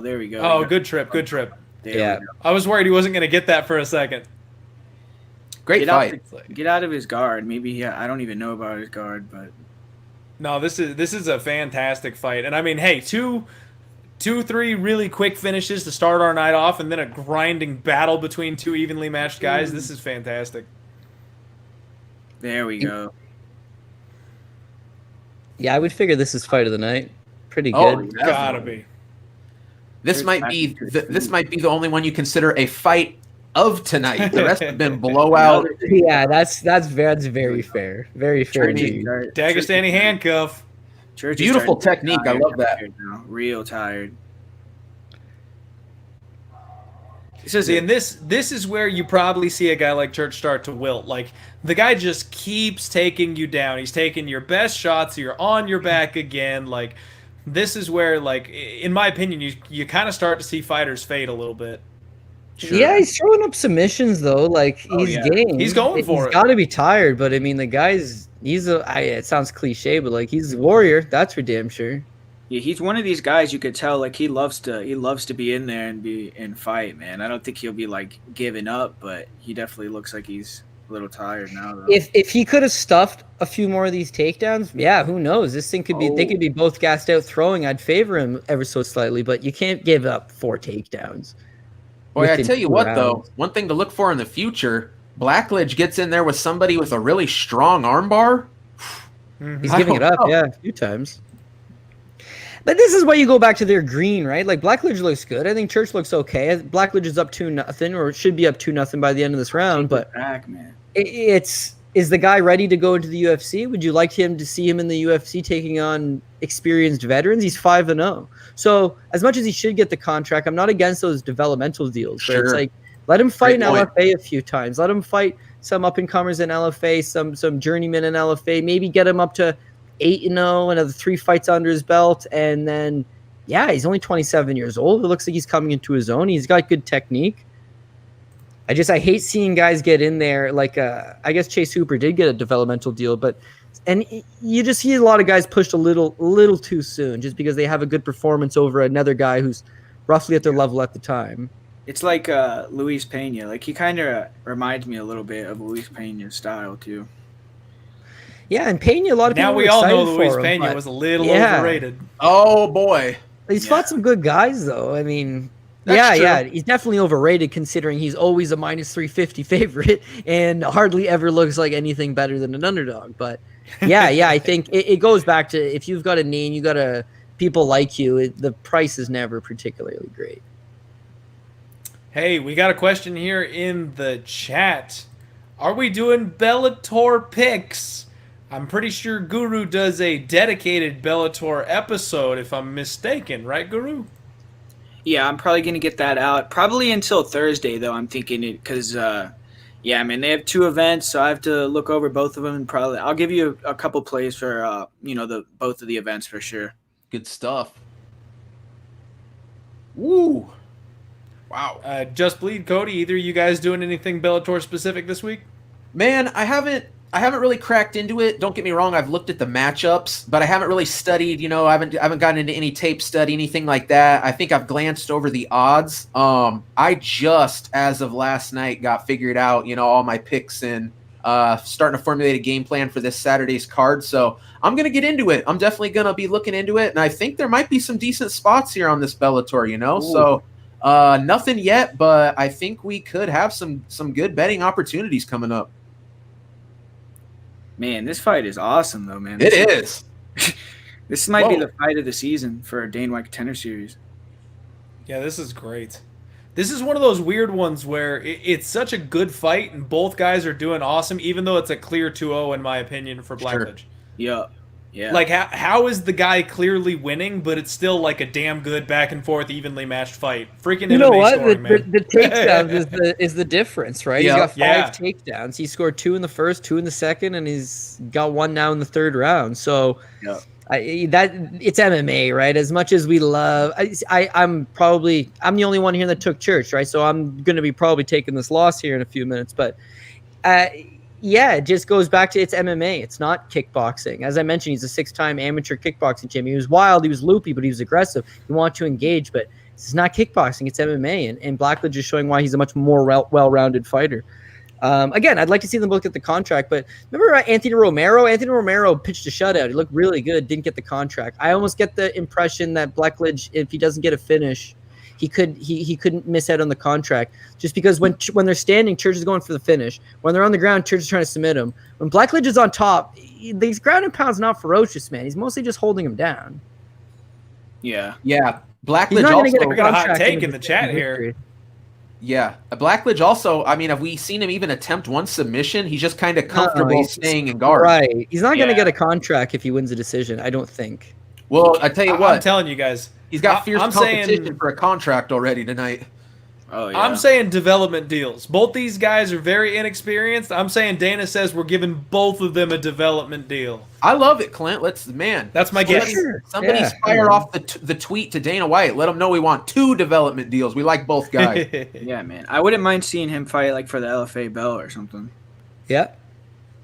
We cut him bad. Yeah. He's going to have plenty of fresh scar tissue in that face after this one.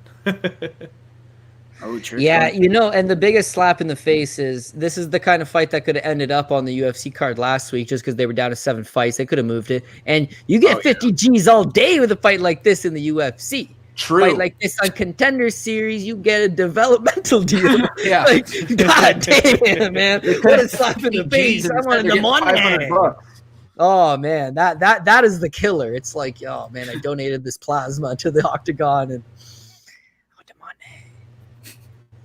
Yeah, you're right, man. Like on the feed, I do think Blackledge was still winning, but Yep. you could tell like the pressure was wearing on him, so the takedowns were a key. Like who knows if he would have been able to keep winning the striking for the whole round. Well, and it's like Cody said, Church has the kickboxing experience. This was very smart of Blackledge to take that out of the equation and hold That's this true. guy down. Yeah, Yeah. that's true. Yeah, ring IQ. Listen, if he makes it to the UFC here, I wouldn't mind betting him because he showed some ring IQ. Oh, I'm losing the striking? Take him down. Oh, it's not that entertaining. If I try to ground and pound him or submit him, he's going to get back up. Hold him down. That's good ring IQ, It's more important to get the win, keep your undefeated record, get a developmental contract or a full contract, or at least I can come back and do this again. But yeah, he's doing the right thing. I can't fault him. Listen, I got Church. I wish he would have just stood right in front of Church, but he did. He did the right move. I got to give him props to that. Looks like fight is going to hit the distance, so at least the Church bet wasn't a total bum bet. But yeah, that's officially my first Dana White Contender Series loss of the night. Hey, you've been deep enough here at this point that that's not a bad loss to take. No, it was an even money fight. As we talked about at the top of the breakdown, Church was the guy I picked that I had the least amount of confidence. Like he was at the bottom of what would be a 5-fight parlay. Sure.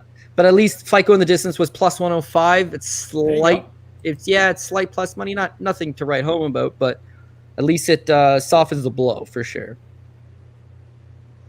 Right on. And Joe, I just got to say, man, when is Diaz not mentally out of it?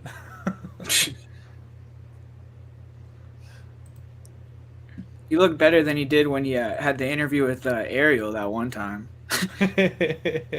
Oh yeah, anybody have the inside word on what was going on in that interview? Because I thought for real we were seeing the human incarnate of CTE in effect, but he seems to have recovered since. So I was legitimately worried about Nick Diaz coming off that interview.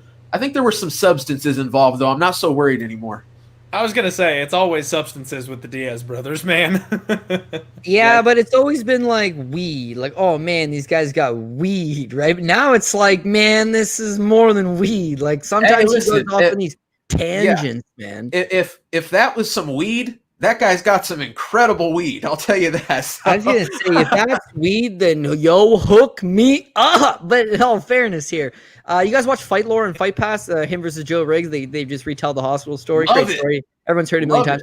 But you have Joe Riggs is in person, right? Like they physically flew out to Arizona and interviewed him. And then Nick Diaz is just over the phone because he didn't want to meet up. And then you can hear people in the background every time he's talking. He's like, yeah. So I walk over to him like, round 4, bitch. Right? And then you just hear people like, oh, yeah, Nick. Oh, it's like, good God, what's he doing with his time? I don't know. There's videos of him just playing with nunchucks for a half hour straight. Like, apparently he still runs his triathlons. Like, I don't know. I don't know where he's been at, but he's a character, right? And if you're the UFC, that's what you're missing. You're missing characters. You're missing stars. You're missing guys that you can market. But Nick Diaz is no good to you if you bring him in and get him slaughtered. So bring him in, get him a winnable fight, and then just make some money. He wants to make some money. He's always been about the money. Give him a good payday, but build him up. Get him something fun. I'll tell you what, from a betting perspective, I love the Diaz brothers when they fight because I'm usually betting against them, and that public money loves to back a Diaz brother. I mean, I cashed so big on Jorge Masvidal. I waited right before the fight started. Literally, I was at the casino, waited for the fight to start. Masvidal got down to a minus 145. I dropped the bet. It was literally me and 300 people who had money on Nick Diaz watching the fight. Needless to say, we all saw how it went. I got a little cocky in front of some people. My friends were a little worried I might get jumped in the parking lot, but we made it safe, and I got that money, baby. So let's do it again. I don't know. Nick might end up getting somebody with a big name, and we might be able to fade him. But I don't know, man. Nick could also come out there and surprise us, but oh, man, I don't know. If he came out there and looked great, I would be surprised. That's just a lot to overcome. Again, I think it always just depends on like who the opponent is. If he gets matched up against a top guy, I do not see it. But at the same time, you see those like he did that fake weigh-in picture. Man, that guy actually didn't look all that bad. And then he was in good shape. Yeah, he looks actually in really good shape. And you think back to the Anderson Silva fight where it's like he moved up to 185 to take on a very large middleweight and did the same thing. He was dicking around before camps. There's a layoff. Where's his head at? He only wants these money fights. Basically lies down in the middle of the fight and just taunts the whole time and like straight up. Anderson Silva couldn't really touch him, right? So Nick Diaz is just one of these guys we like to watch. The potential's certainly there, but he's more of an all-action guy. You know what we were just talking about in this last fight with Sherrard? It's like, oh, good ring IQ. He did what he had to do to get the win. Like, that's one thing with Nick Diaz. He's got very questionable ring IQ. Oh, boy. Mostly just stands in front of you and puts on a hell of a show. That hell of a show looks awesome when you're fighting BJ Penn. That show doesn't quite look the same when you put on – it's 2020, I think you got to look at it like Nick Diaz was a generational guy. It was awesome from 2000 to 2010. Had a long run, man. Was awesome in the UFC way back in the day, despite losing a lot of fights. All the best guys. He looked awesome in Strikeforce. He come back to the UFC, looked so-so, but at least he's fighting the best guys in the world. And now just the long layoff. Like, think about all the guys he was fighting and where they at now. Like, everybody just a regression comes. Now all of a sudden, Connor's not that guy anymore, and George is retired, and BJ Penn. It's like, oh man, what happened to BJ Penn? But there's a reason why. And who were the top guys when he was there? Oh well, Johnny Hendricks was there, and Robbie Lawler was the welterweight champion, and like all of these guys collectively are not in the title picture. They're not in the top 10 picture. The game passes you by. So Nick Diaz can be for some fun fights, but as far as giving him a title shot, like I don't know. And as far as a BMF title shot, like, hey, it's a bad motherfucker belt and he's a bad motherfucker. It's like, yeah, I get that, but like, I mean, Masvidal is also a title challenger, right? He's also a title contender. Like, he's not just a guy with a BMF belt who's the number 20th ranked guy, the number 15th ranked guy. He's still a top 5, top 3 talent. So I don't know. I don't know that I want to see that. The fight to book, they'll never be able to ever put it on, but just give them the money. I want to see Nick Diaz versus Nate Diaz. 107 pounds. Whoa, sign me up for that. They're both basically at the same level. Jiu-jitsu's on point. Striking's on point. They both just stand there and stalk each other. Both of them do not take damage on the face. Very good. There's going to be blood everywhere. And money talks, right? So, yeah, anyways, they're never going to book it, but I always wanted to see Ken Shamrock versus Frank Shamrock and never did get to see it. Yeah, that almost happened, right? That one actually almost happened, I guess. A few times. Technically, they're not even actually blood brothers. Right. They're adopted brothers. But yeah, right. Bellator tried to set it up. The IFL tried to set it up. I've know like a few like independent promoters have tried to set it up. Ken has said yes every single time. Frank's like, I'm not doing this. Probably because he knows what he could do to Ken. But yeah, there's something about those. You would label that as a freak show fight at that point. Yeah. Brother versus brother. Just Sarah like that movie Warrior, too, right? Just like Warrior. Run it back, baby. Yeah. I knew there was a movie that was close to that, wasn't there? Yeah, Warrior. Terrible. Here we go. Hey, we got to give Guru props, man. Guru, you're 4-0 on the night so far. Good shit, All dude. the props to Guru. Yeah. Give it up. People in the chat, I hope you appreciate this kid up here getting it done for you, putting in the work, and just calling his shots and looking to clean sweep the card. MMA Prediction Guru. If you're not subscribed to this guy, what are you doing? Come on. Yeah, not only has he crushed the straight picks as well, but he had the Kurziev inside the distance, Phil Hawes inside the distance. He was on Church versus Blackledge as definitely a fight that could go to decision. I mean, yeah, what he sees is coming true. So beat me on the last one. I know we were going head-to-head, but goddamn, Guru, that's why they called you the MMA Prediction Guru. Definitely a good night. Yeah, good day today. Hopefully, I mean, this next one, I feel like, I mean, Nzechukwu should probably win. I saw his opponent weighed in at 200 pounds, which is kind of weird. Not a good sign, is it? You know what? He's 5'8" fighting at light heavyweight, so that's not a real thing. Then people do not do it. Technically speaking, he's 1 inch shorter than Kelvin Gastelum, I believe. And Kelvin Gastelum, I'm just on record so many times as saying he's just not built as a middleweight. So now you have Al Montavo. I'd be making the similar comparison. I just don't think he's built as far as a middleweight goes. And here he's fighting at 205 pounds.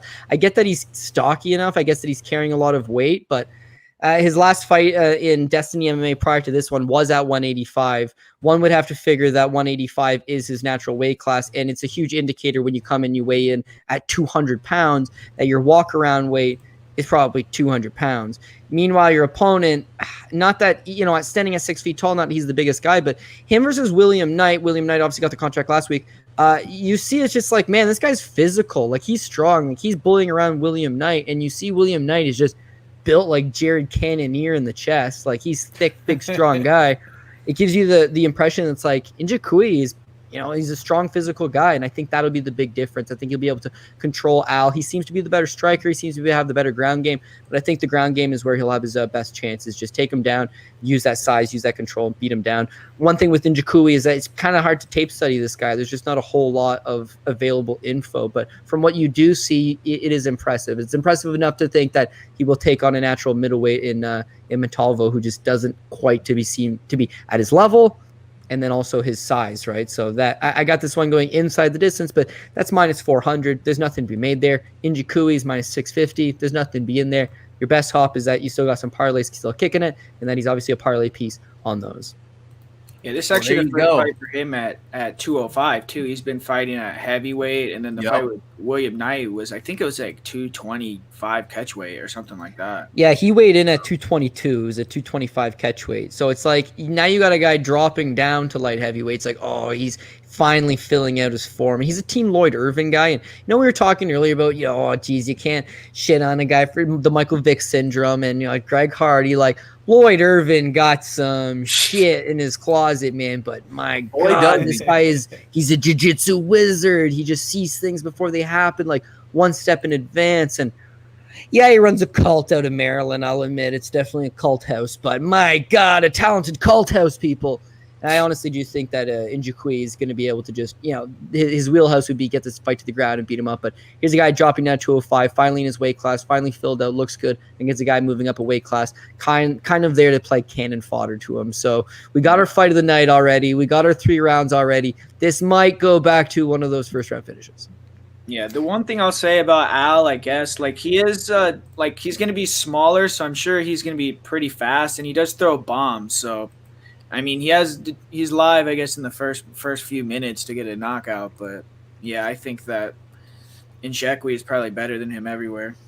Yeah, I tell you what, I was not impressed with the physicality of Montevideo either. I mean, to come in at 200 pounds and not be looking physically that in shape, it's just I don't know. This to me might be that lob ball for Njoku to jump into the UFC. I mean, one thing to talk about Njoku is, I think if he gets into the UFC, he's only going to be the second Cameroonian to get into the UFC, the first being Francis Ngannou. So you know how that's played out. Francis Ngannou, he's done pretty well, if you know what I mean, in the UFC. So maybe your next UFC heavyweight champion. But I don't know, man. I think I just feel confident Njoku's going to get this one done.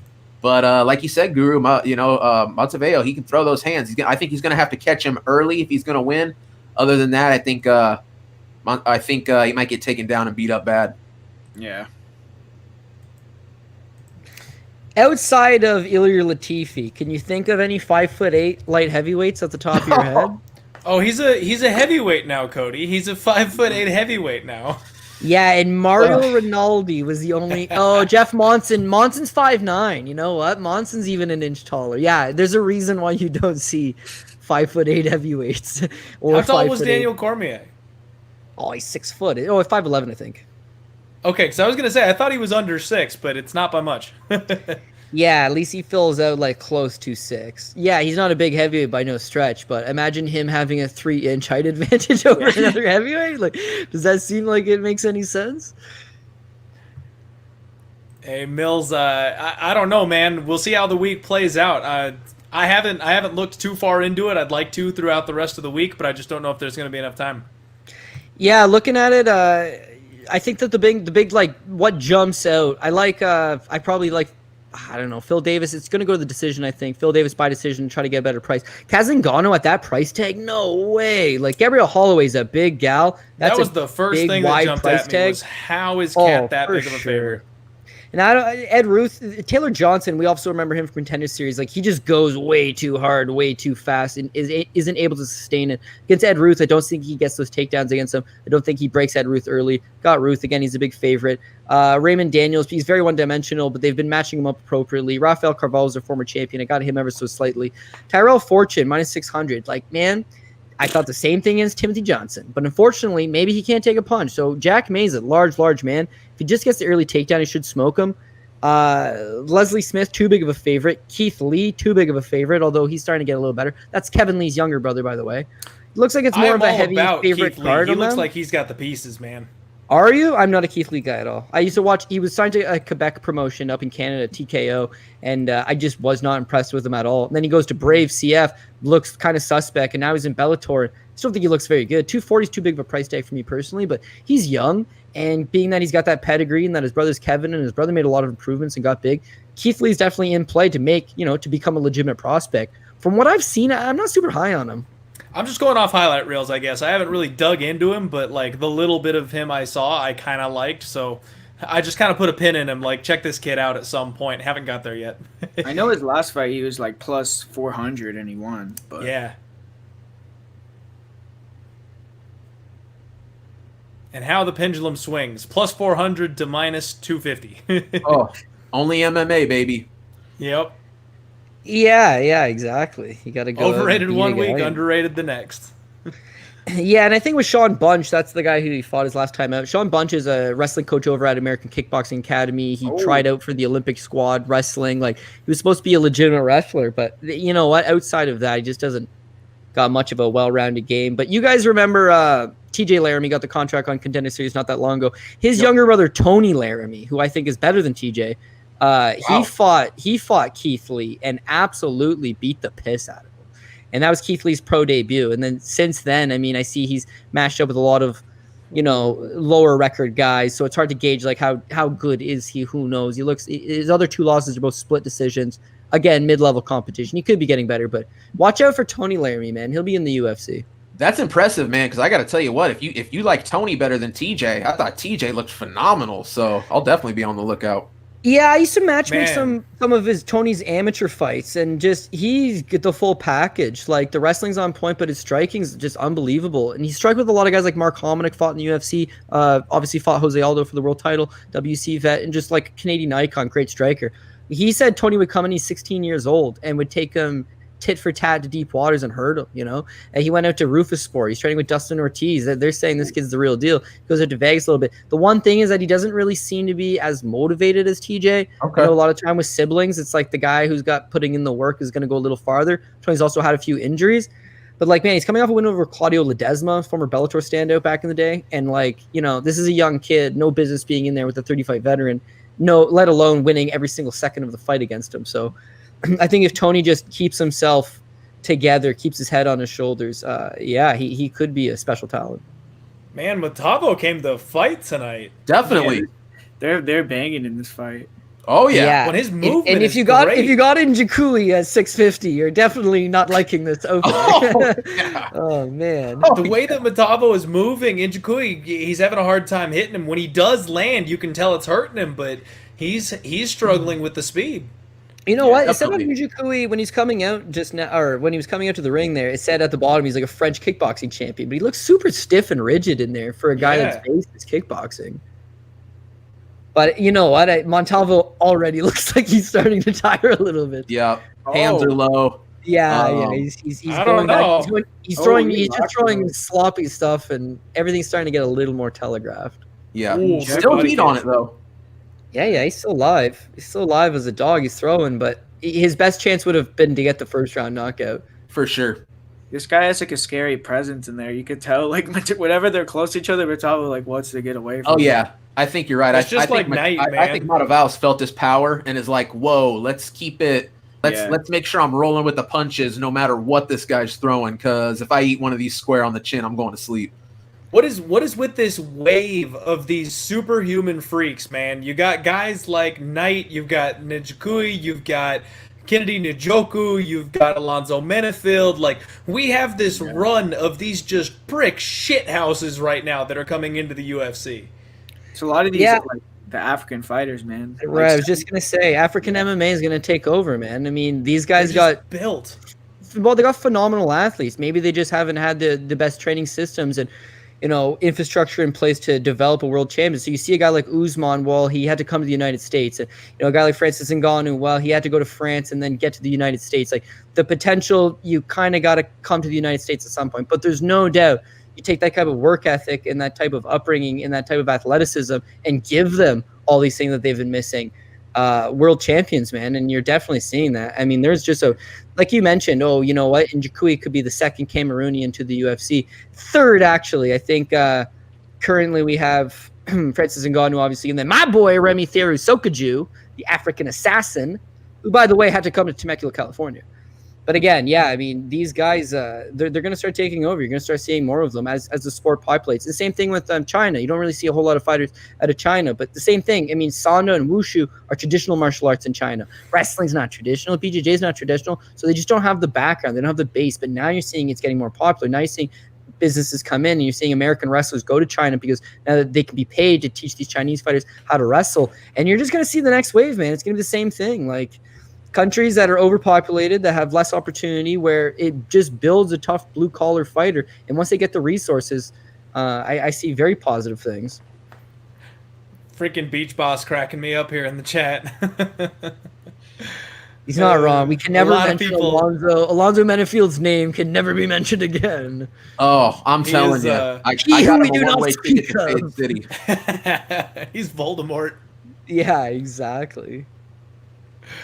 I'm so glad I dodged that bullet, man. I locked the bet in on Minifield the last time the fight got booked. And then with the COVID cancellation, I felt like I got saved, man. I was like, I'm not gonna go back to the well. I'm just gonna stay off it. Thank God. Yeah, it's just tough because I expected OSP to not look very good, and OSP looked basically how I expected him to look. And it was far too much for Menifield, who just didn't let his hands go, and then all of a sudden he had got kicked in the body 14 times before he threw a single punch. And I don't know. He got tired of it and just decided, I'm going to run straight forward. Obviously never watched the Shogun Hua OSP fight, where it is quite literally the exact same knockout. You can't just run in on a guy who's that He was big. watching the Diego Sanchez fight for tape study. Yeah, I watched the fight with my dad, and he's just like, oh, man, don't these guys know you never just blindly, with your hands down, rush a guy who's branded, because OSP's got the branding on his side. Like, he's like, you know how much this guy's been through? Like, you know how much that would hurt? Like, yeah, well, you're not wrong there, Dad. But yeah, OSP, I would like to say I'm just going to fade him depending on who he fights next. But you really got to know who's he fighting next. Like, this fight is all matchups. You could be on a 6-fight losing streak, and I would love to bet you, depending on who you fight. What's the matchup like, right? Nice body shots. Yeah, I successfully faded him against my pops, Big Ben Rothwell, but that was hairy. That was hairy, man. In that I third had round. way too big of a bet on Rothwell, thinking this was going to be a walk in the park. And Rothwell would win the first 4.5 minutes and then get dropped. Yep. Like, that was tough Every to watch. time. Yeah. Are they scoring the round for him, or are they figuring he just got dropped? Montalvo is mad tired, though. I honestly think the beginning of the end's coming up here. His hands are way low. His footwork's no good, but now in the first round, he's able to get out of the pocket in time. Now you're seeing he's starting to lumber. He's not getting out. Oh, boy. Okay. He's out. All right. Oh, I think our streams are at different points because somebody just got killed on my feed. Yep, I'm not there yet.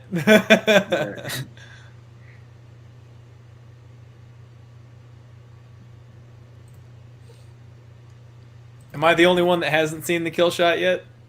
Oh, it looks like the referee. You're only a second away. The referee.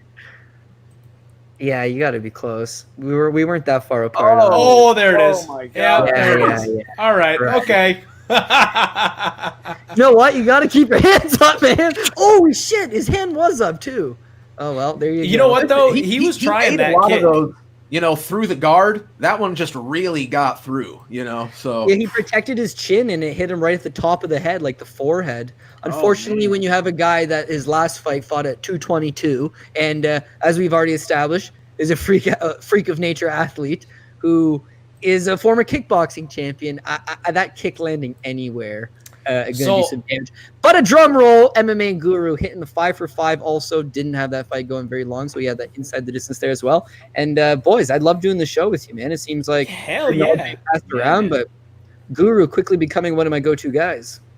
I'm telling you, this was fantastic, and all props to Lord Guru, folks. He sweeps the card tonight. Clean sweep, Guru. I mean, you did it all last year too, Guru, didn't you? I mean, he was on fire. The Contender Series has been good for me, dude, for sure. Hey, listen, I don't know. MMA Prediction Guru is a pretty good name, but you know what I think might be better? Mr. Tuesday Night. Mr. Tuesday Night. I like that too, actually. I like it. That'll work. We got to get a tattoo. Mr. Tuesday. Yeah, I think No that's doubt. probably the third contract though, right? You think? Oh, Gotta be. dude, he beat him Yeah. down. Jeez, Yeah, I'd have- showing off your He looked abs good in that after it's fight. all over. I think he could be pretty good eventually. I mean, not like throw him to someone like in the top 20 right now, but I think he could be good. Beautiful. Yeah, it all depends how they match him up, really. Did we all make a little money? Hells yeah. I think we all made a little Yeah. money. You guys, you were talking about Diego a little bit. You guys see Diego on Twitter right now? He's like going crazy, responding to like every fan that talks about him. Yeah, and jeez. I feel bad because the comment sections on any of his posts are so sad. People just love ripping on him. But Well, I hate to say it, but look what the guy's posting all the time. Can you help it? You know what though? You guys are fight fans. Like Diego. It swings from the back other in the way day. too, though. You've got He's a so many batshit like crazy diehard person. fans that are like, Diego, we love you. Please, like, just don't do this. Yeah, him versus Jake Matthews. That's a kind of a sad fight, man. Hey, listen, how about Diego Sanchez, Nick Diaz? Yeah, dude, the rematch. Run it back. For sure. I would The take only that. one- I'd watch that. The only one thing that I would throw into that is if I get Nick Diaz back, I don't want Nick Diaz on his back. I want Nick Diaz throwing down, right? Nick Diaz versus Dan Hardy. Hardy's going to stand in front of him, give him a nice fight. Him versus Robbie That's Lawler. Robbie Lawler going to stand in front of him, give him a nice fight. Carlos Condit going to stand in front of him, give him a nice fight.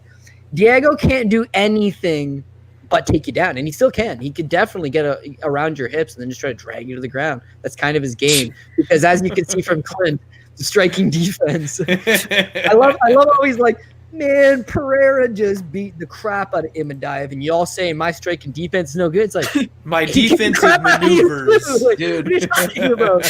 Detonated your ass. Like That's how you know Diego's crazy. The fact that any normal person would pretend like that fight never happened. They'd take the W, they'd cash the check, and they'd zip their mouth and never talk about that Pereira fight. Diego Sanchez keeps bringing it up. Like, dude, come on. Please don't brag about that fight where you were so thoroughly dominated, and then it's not a good look. But I don't know if Diego's got the self-awareness to understand this is not a good look, Diego. Maybe the biggest betting loss of my life. If he could stop bringing it up, that'd be great. Oh Yeah, man, he's still is he still out or something? Why are they still like standing like that? they probably need to wait for an ambulance to show up. Yeah, He's man, like they're looking it's at it. a It's like he's funeral. looking at him. Yeah, shit, man. He Damn, took a dude, lot I of. hope he's head okay, trauma because in at that this fight. point they really are like every single person is concerned right now. Yeah, No, yeah. you could, I didn't you realize could it see was the like that. doctor guy. This is a commission guy right away. As soon as the fight stopped, he's just standing next to Nchukui, and it's just the two of them, and he's just got this look like, oh, this guy's in a bad spot right now. And now you Yeah. look at Nchukui, it's like you just got yourself a UFC coach. Oh, there you go. Okay, at least he's alive. We got some clapping going on. Thank goodness for that, man. Bro, I played hockey. Sometimes you see the guy on just dead, and you know he's okay when everybody starts tapping the stick on the ice. Like, oh, he's okay. He's okay. I'm glad you got out of hockey with all your teeth there, Cody. I was a goalie, so yeah. Oh, nice. Yeah. Nice. You know what is the worst? Because as my hockey days started to wean into, I just wanted to fight and MMA and this and that. It's like you had to meet the guy at center ice, right? And he didn't want to meet you there. Like these players, man, they'd get in scraps every game, but like the goalie, like nothing ever presented itself.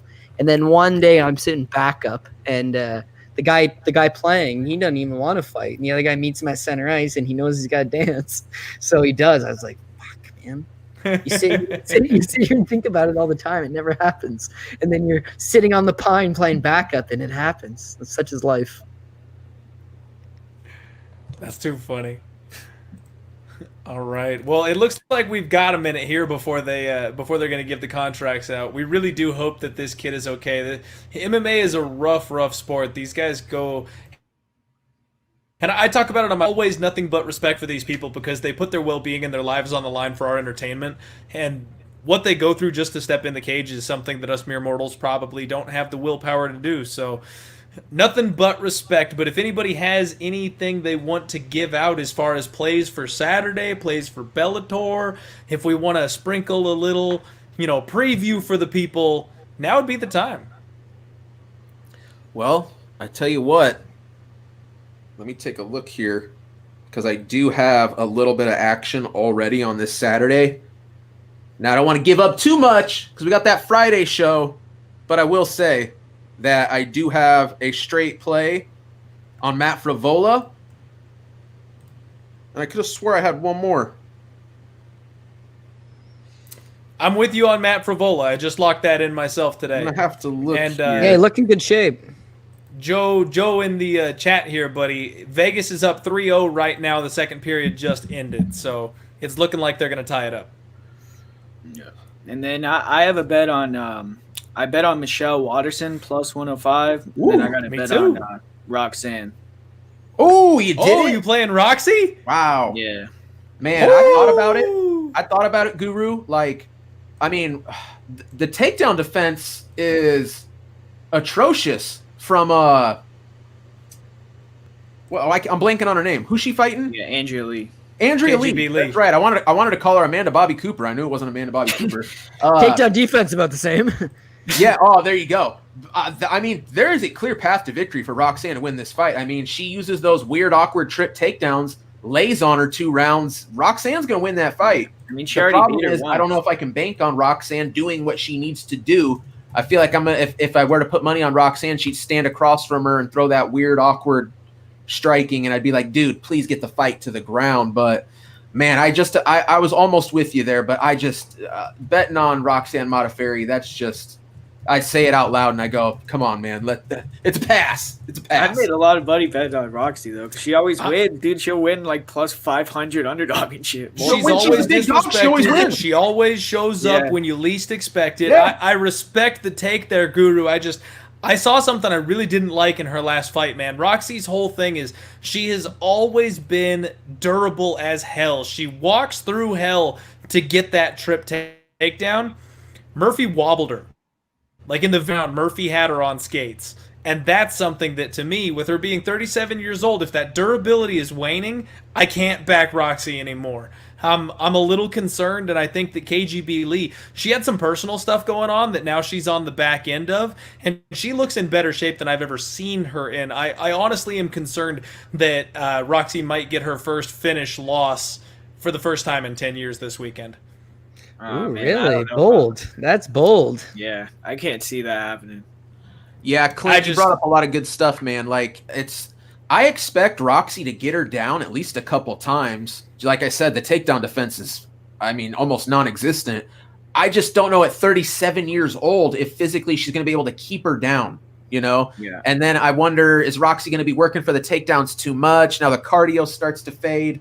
I got to be honest, when I watched the tape on Roxy, I never rated her as a very highly skilled fighter. Don't get me wrong. She really put it together and kind of had like a second wind in her career that I was kind of taken aback by. Like, wow, you know, when she beat Antonina, I was like, whoa, we got something here. Then she goes I out there cashed on that one. Mitzi Barber, you know, but at 37 years old, man, the decline is coming, and I think we're seeing it, and that's enough for me to back off on it. So I'm going to end up taking Andrea Lee, but I really did ponder and think about taking Roxy at that dog number, that big dog money. You know what I mean? I think this is a classic spot where the line is too wide, but the favorite's going to get it. I mean, Yeah, I think mean, you're right. I think you go back to the fact that they fought before for Invicta and that Roxanne Modafferi was able to use her superior ground game to get the win. I remember thinking at the time, damn, Andrea Lee has 2 pro fights, Roxanne Modafferi has 30.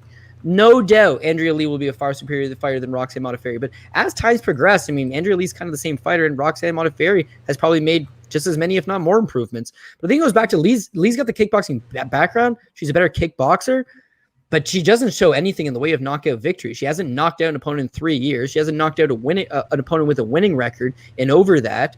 I think that if anything, Modafferi is just durable enough to get this fight to go the distance, or if Lee's going to win, probably beat it by decision.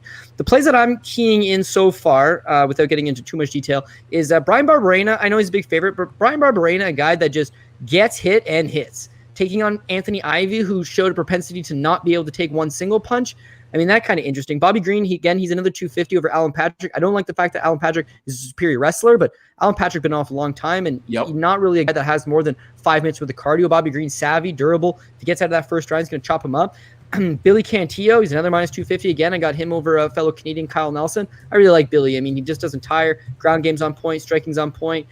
He's kind of coming to his own. Kyle Nelson's got some variables to him, but I think Billy. But as far as my underdog pick, I like Otman Azatar. I mean, this guy throws absolute torpedoes. If he touches you, you fold over. That's not to say if he touches a guy with a good chin, they won't fall over. He's just got a massive amount of power. Common Worthy's a guy that, even though he's made a lot of improvements and he pulled off 2 huge underdog victories so far in his 2 UFC fights, he's been knocked out 5 times in the first round, oftentimes in under a minute. We just talked about Kyle Nelson, fellow Canadian, who's a big underdog in this card. I mean, he didn't even last a minute against Kyle Nelson, and now he's taking on Ottman Azatar. But beyond that, beyond the style class, and I think Ottman might be able to catch up, and he's plus 115 and all these different things that he like. Ottman Azatar and his brother are very, very, very close personal friends of like the Prince of Morocco, the King of Morocco. And these guys drive fast cars. They have big houses. They're millionaires. There's no sense in them fighting. Only it's a national pride thing. They booked this fight already. They had Ottman Azatar originally supposed to take on the Death Star, Mr. Underdog Killer himself. But yeah, I don't know. Once the fight got scrapped, that's when you saw Luis Pena come in and take the fight, lose to Kama Worthy, obviously. And then what does the UFC do? They just rebooked it. They wanted him versus Ottman Azatar for a reason. I think that they see right through the matchmakers. They see, geez, Ottman Azatar's got the looks of somebody that touched this guy up, beat him. If he does beat him, it would look good. It'd be the first round. It'd be a big knockout victory. They're looking to push this guy. I think he's marketable in different parts of the world. I think he's got a good fan base, and I think that he's got some upside. When you look at tape study on him, there's definitely spots, but you do see the improvements fight to fight, and I do think that at plus 115, he's definitely an underdog worth a poke. Yeah, I agree. Cody, I'm glad. Real quick, Guru. Cody brought up Ottman Azatar. We got Dana with the contract. I had 2 straight plays. It's Frivola, and I got Azatar. So, and I feel good about it. Cody covered every reason why. I mean, Ottman, tons of first-round finishes. Kama, been finished a lot with strikes early in fights. I just like Ottman in this spot. Sorry, Guru, go ahead. Yeah, I was just saying I agree. And I will say I was really impressed with, Ottman. It seemed like before the UFC he was super wild on the feet. And then in his UFC fight, he was using a lot of really nice feints and a lot more composure. So it looked like he made some improvements there for sure. I'm this close. I was looking at betting Ottman myself. It's funny. Everybody expected me to go back to the well with Kama because I cashed in so hard with him against Luis Pena. And I was like, folks, no way. This is a totally different ball game. I'm looking at betting Ottman myself. I'm hoping the line creeps up just a little bit more. I think I can get him at plus 105 right now. I'm hoping to get plus 115 or plus 120. But if it dips down to even money, I might have to go ahead and lock it in and move for it. We got Dana giving out contracts, folks. Yep. Did anyone get one yet, or is this the first? He's still talking through it. This is the first one. We're talking about it. It looks like Kisrev got the contract. Oh, did he give one out? Did I miss it? Well, I see him walking to the somewhere right now. Yeah. Kizyriev's got it. I think they're talking about Draco Rodriguez. Yeah, I'm seeing Draco. Okay. And yeah. Draco's he's got such a smile. Yeah, right. Yeah, that smile says it all, man. Yep. They had him Haas, fighting Chico Bear, man. Come on, give Phil Haas one. There we go. Yep. Draco Rodriguez gets it. Good. Cashed for us and gets a contract. You go, buddy. Okay, Phil Haas up now. He doesn't have the same smile, but I think, yeah, he looks nervous as fuck. But I think his coach has put in the good word. That's why he keeps getting these good spots. So he should be okay. That was a quick breakdown. You're in. Yep. He's in. Here we go. Black Legend Church. I mean, he's got fight of the night, so that it's worth something. What they do with this one.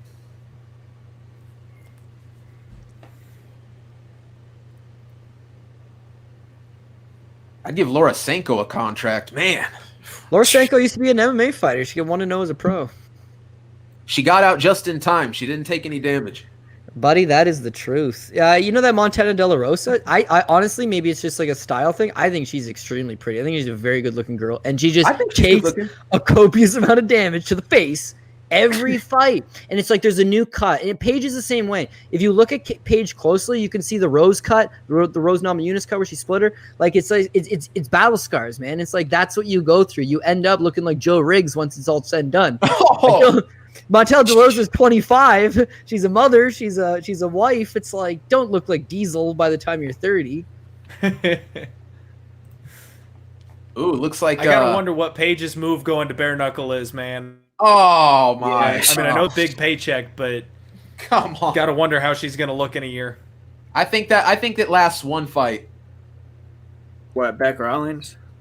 Yeah, do the rematch against Rawlings, 125. Beck Rawlings is a much better bare knuckle boxer than she is an MMA fighter. If you showed a random person on the street a picture of Beck Rawlings and a picture of Paige Van Zandt and told them they were bare knuckle boxing, come on. No, but I know the first time around it's like it's an MMA fight, it's different. But yeah, Beck's just like, I met Beck Rawlings at a seminar one time and she was just like a non-athlete. The one poor kid just sitting there in the chair by himself. I know, and he had such a great performance too, really. Yeah. Yeah, it's a tough go. Well, I want to hear the story, Cody. Tell me about the seminar. I'll give him something. All right, yeah. I mean, her at a seminar. I had to go interview her, and she's doing the seminar, and she's like, she is a non-athlete, man. Like, just does not move like somebody you would think is a professional fighter, a professional, any type of athlete. Just didn't have it. And then you see her to the UFC, and it's like, oh man, she's kind of herky jerky, and she's making some improvements. And then she got the fakies implanted, and then she gets released, and she goes to Bellator. Didn't look good in Bellator. And then for whatever reason, it's like, that's the thing with bare knuckle boxing. The talent pool is so low that you can be somebody. Jim Ehlers is a UFC veteran. Jim Ehlers is a BJJ black belt. Jim Ehlers tried out for the Abu Dhabi World Pro Trials. You know what I mean? He's a good guy. He also wrestled collegiately and boxed a little bit. He's a stud over there. Jason Knight's a BJJ black belt, known for his opportunistic guard and his triangle choke. He goes over there. The guy's like a bare knuckle boxing legend. Tyler Goodjohn. They just signed Tyler Goodjohn over from the UK. He was a former actual pro gloved boxer and just middle of the pack guy. Never quite got anything for him. He actually duels on the side as a porn star. Is a straight porn star. And dude, yeah, bare knuckle boxer. Don't fuck with this guy, man. Tyler Goodjohn is a badass. It's just like it's a different skill set, man. It's not.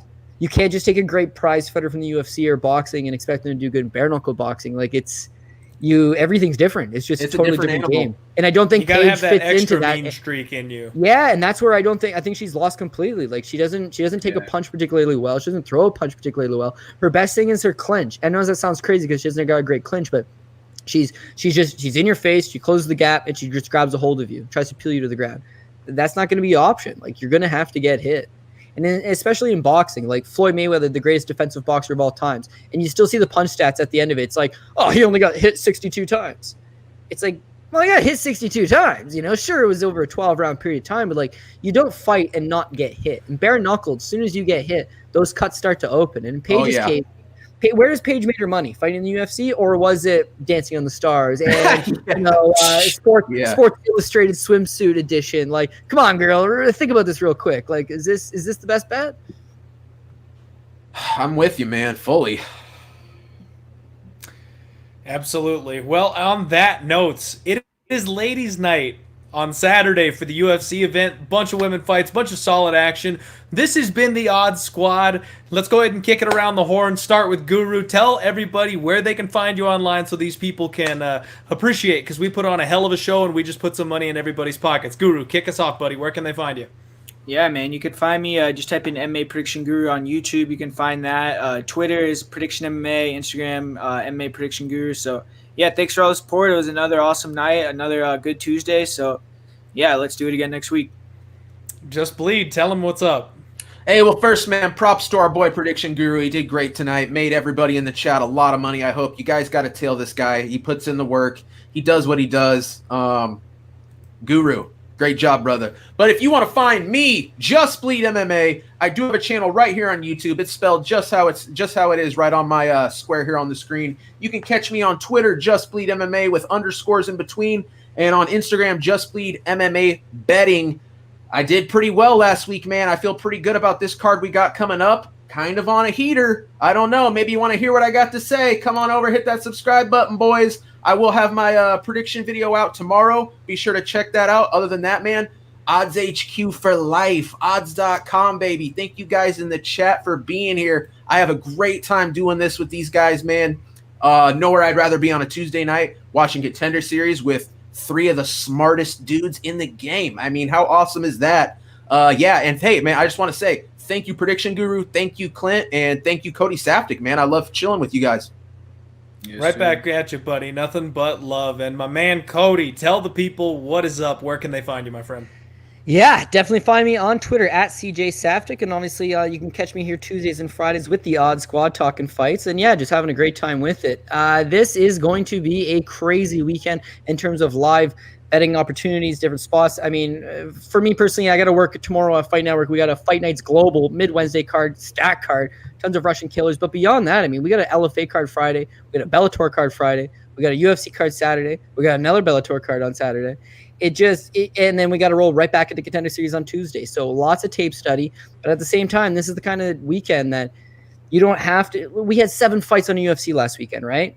This is the type where you can just take a few fights from all these cards and put them together if you like parlays, or you can find little spots on single fights, single props that you like. You don't have to force a whole lot, because there's just going to be a ton of action, ton of little spots, and ton of little hidden gems that are going to fall under the radar. So definitely, if you have any questions, hit any of us up, and we'll definitely be happy to talk fights with you. But yeah, I just think that from the time that we end this show right now until literally the entire weekend, it's just going to be tape study, and you got to check the weigh-ins, and you got to check this little tidbit, and someone's blowing you up, and they got this video, and the guy's hobbling on one leg. Like it never really stops, right? So because there's so many fights this weekend, it's going to be a crazy one, but I'm absolutely looking forward to it. And this definitely helps that bankroll. If you didn't have a little bankroll, build it up a little bit, and you can take a good shot on one of these cards. So hope you enjoy the fights. Hope you enjoy hanging with these guys, because I know I do.